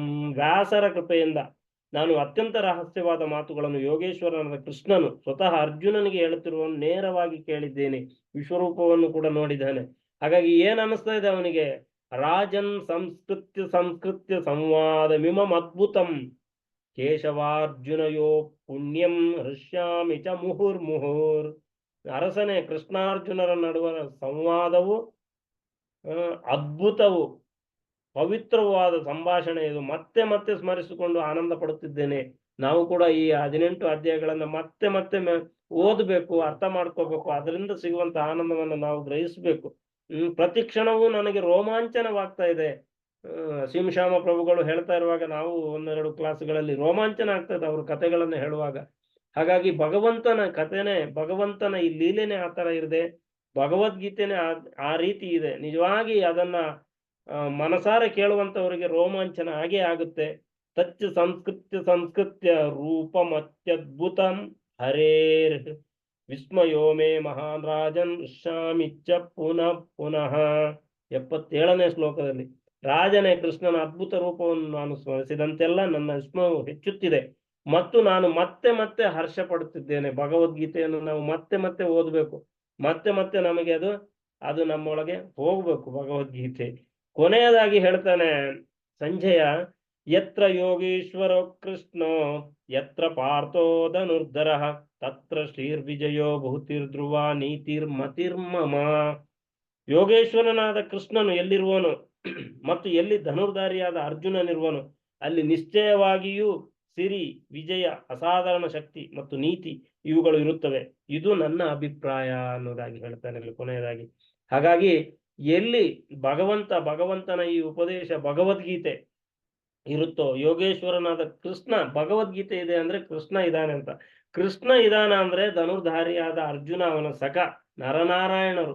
ಹಾಗಾಗಿ ಅರ್ಜುನನಿದ್ದಾನೆ. ಭಗವದ್ಗೀತೆಯ ಮುಖ್ಯ ಪುಟವನ್ನು ನಾವು ನೋಡಿದಾಗ ಅಲ್ಲಿ ರಥದ ಮೇಲೆ ಕೂತಿರುವಂತಹ ಅರ್ಜುನ, ಕೃಷ್ಣಾರ್ಜುನರು ಇದ್ದಾರೆ. ಅವರನ್ನು ನೋಡಿದಾಗ ಅಲ್ಲಿ ಎಲ್ಲಿ ಸಿರಿ, ವಿಜಯ, ಅಸಾಧಾರಣ ಶಕ್ತಿ, ನೀತಿ ಇವೆಲ್ಲವೂ ಕೂಡ ಇರುತ್ತದೆ. ಹಾಗಾಗಿ ನೀತಿವಂತರಾದಂತಹ ಪಾಂಡವರು ನಂತರದ ಯುದ್ಧದಲ್ಲಿ ಜಯವನ್ನ ಗಳಿಸಿದರು. ಅದಕ್ಕೆ ಸಾಕ್ಷಿಯಾಗಿ ಇದನ್ನು ಹೇಳ್ತಾ ಇದ್ದಾನೆ ಸಂಜಯ. ಇದೆಲ್ಲವೂ ಕೂಡ ಇರುತ್ತೆ. ನಾವು ಕೂಡ ಭಗವದ್ಗೀತೆಯನ್ನ ಓದಿ ಭಗವಂತನ ಒಂದು ಆಜ್ಞೆಯ ಪ್ರಕಾರ ನಡೆದ್ರೆ ನಮ್ಮಲ್ಲೂ ಕೂಡ ನಿಶ್ಚಯವಾಗಿಯೂ ಸಿರಿ, ವಿಜಯ, ಎಲ್ಲದರಲ್ಲೂ ಜಯವನ್ನ ಗಳಿಸಬಹುದು. ನಾವು ಅಸಾಧಾರಣ ಶಕ್ತಿಯನ್ನು ಪಡಿಬಹುದು. ನೀತಿ ನಮ್ಮಲ್ಲಿ ಮನೆ ಮಾಡ್ತವೆ. ಹಾಗಾಗಿ ಇದು ಯಾರ? ಸಂಜಯನ ಅಭಿಪ್ರಾಯ ಅನ್ನೋದಾಗಿ ಹೇಳ್ತಾನೆ. ನಾವೆಲ್ಲರೂ ಕೂಡ ಶ್ರದ್ಧಾ ಭಕ್ತಿಯಿಂದ ಈ ಭಗವದ್ಗೀತೆಯ 18 ಅಧ್ಯಾಯವನ್ನ ಇಲ್ಲಿವರೆಗೆ ಕೇಳಿದೀವಿ. ಹಾಗಾಗಿ ಎಲ್ಲರಿಗೂ ಕೂಡ ಭಗವಂತನ ಭಕ್ತಿಯು ಲಭಿಸಲಿ. ಮುಂದಕ್ಕೆ ಕೂಡ ನಾಳೆಯಿಂದ ಮತ್ತೆ ತರಗತಿಗಳು ಪ್ರಾರಂಭವಾಗುತ್ತೆ. ಇದನ್ನು ನಾವು ಇವತ್ತು ಸಂಕ್ಷಿಪ್ತವಾಗಿ ತಿಳ್ಕೊಂಡಿದೀವಿ. ವಿಸ್ತಾರವಾಗಿ ತಿಳಿಯುವ ಪ್ರಯತ್ನವನ್ನ ಮಾಡೋಣ. ಒಂದೊಂದು ಶ್ಲೋಕದ ಬಗ್ಗೆನೂ ಕೂಡ ಬೇರೆ ಬೇರೆ ಭಕ್ತರು ಅದರ ಬಗ್ಗೆ ಕ್ಲಾಸ್ ತರಗತಿಯನ್ನು ಕೊಡ್ತಾರೆ. ನೀವೆಲ್ಲರೂ ಕೂಡ ಮತ್ತೆ ನಾಳೆಯಿಂದಲೂ ಕೂಡ ಜಾಯ್ನ್ ಆಗ್ಬೇಕು ಅಂತ ಹೇಳ್ತಾ, ಇಂದಿನ ಈ ಭಗವದ್ಗೀತೆ 18 ಅಧ್ಯಾಯದ ಈ ಒಂದು ಗೀತಾ ಜ್ಞಾನವನ್ನ ಇಲ್ಲಿಗೆ ವಿರಾಮವನ್ನು ಕೊಡೋಣ. ಮತ್ತೆ ಮುಂದೆ ಶುರುವಾಗುತ್ತೆ. ಇವಾಗ ಶುರುವಾಗಿದೆ ಅಷ್ಟೇ. ಭಗವದ್ಗೀತೆ ಕುರುಕ್ಷೇತ್ರ ರಣರಂಗದಲ್ಲಿ ಭಗವದ್ಗೀತೆಯನ್ನ ಕೃಷ್ಣ ಅರ್ಜುನನಿಗೆ ಹೇಳ್ತಾ ಇದ್ದಾನೆ. ಇನ್ನೂ ಯುದ್ಧ ಶುರುವಾಗಿಲ್ಲ. ನಮ್ಮ ಜೀವನದಲ್ಲೂ ಯುದ್ಧಗಳು ನಡೀತಾ ಇರುತ್ತೆ. ಆ ಯುದ್ಧವನ್ನ ಹೇಗೆ ಎದುರಿಸ್ಬೇಕು ಅನ್ನೋದು ನಾವು 19 ದಿನಗಳಲ್ಲಿ 18 ಅಧ್ಯಾಯವನ್ನ ತಿಳ್ಕೊಳ್ಳುವ ಪ್ರಯತ್ನವನ್ನ ಮಾಡಿದೀವಿ. ಭಗವಂತನ ನಾಮಸ್ಮರಣೆಯನ್ನ ಮಾಡ್ತಾ ನಮ್ಮ ಜೀವನವನ್ನು ಭಕ್ತಿ ಸೇವೆಯಲ್ಲಿ ತೊಡಗಿಸ್ಕೊಳ್ಳೋಣ ಅಂತ ಹೇಳ್ತಾ ಇಲ್ಲಿಗೆ ನಿಲ್ಲಿಸೋಣ. ಯಾರಿಗಾದ್ರೂ ಏನಾದ್ರು ಪ್ರಶ್ನೆಗಳಿದ್ರೆ ಅಥವಾ ನಿಮ್ಮೆಲ್ಲರ ಏನಾದ್ರು ಅಭಿಪ್ರಾಯಗಳಿದ್ರೆ ದಯಮಾಡಿ ತಿಳಿಸಬಹುದು. ಹರೇ ಕೃಷ್ಣ.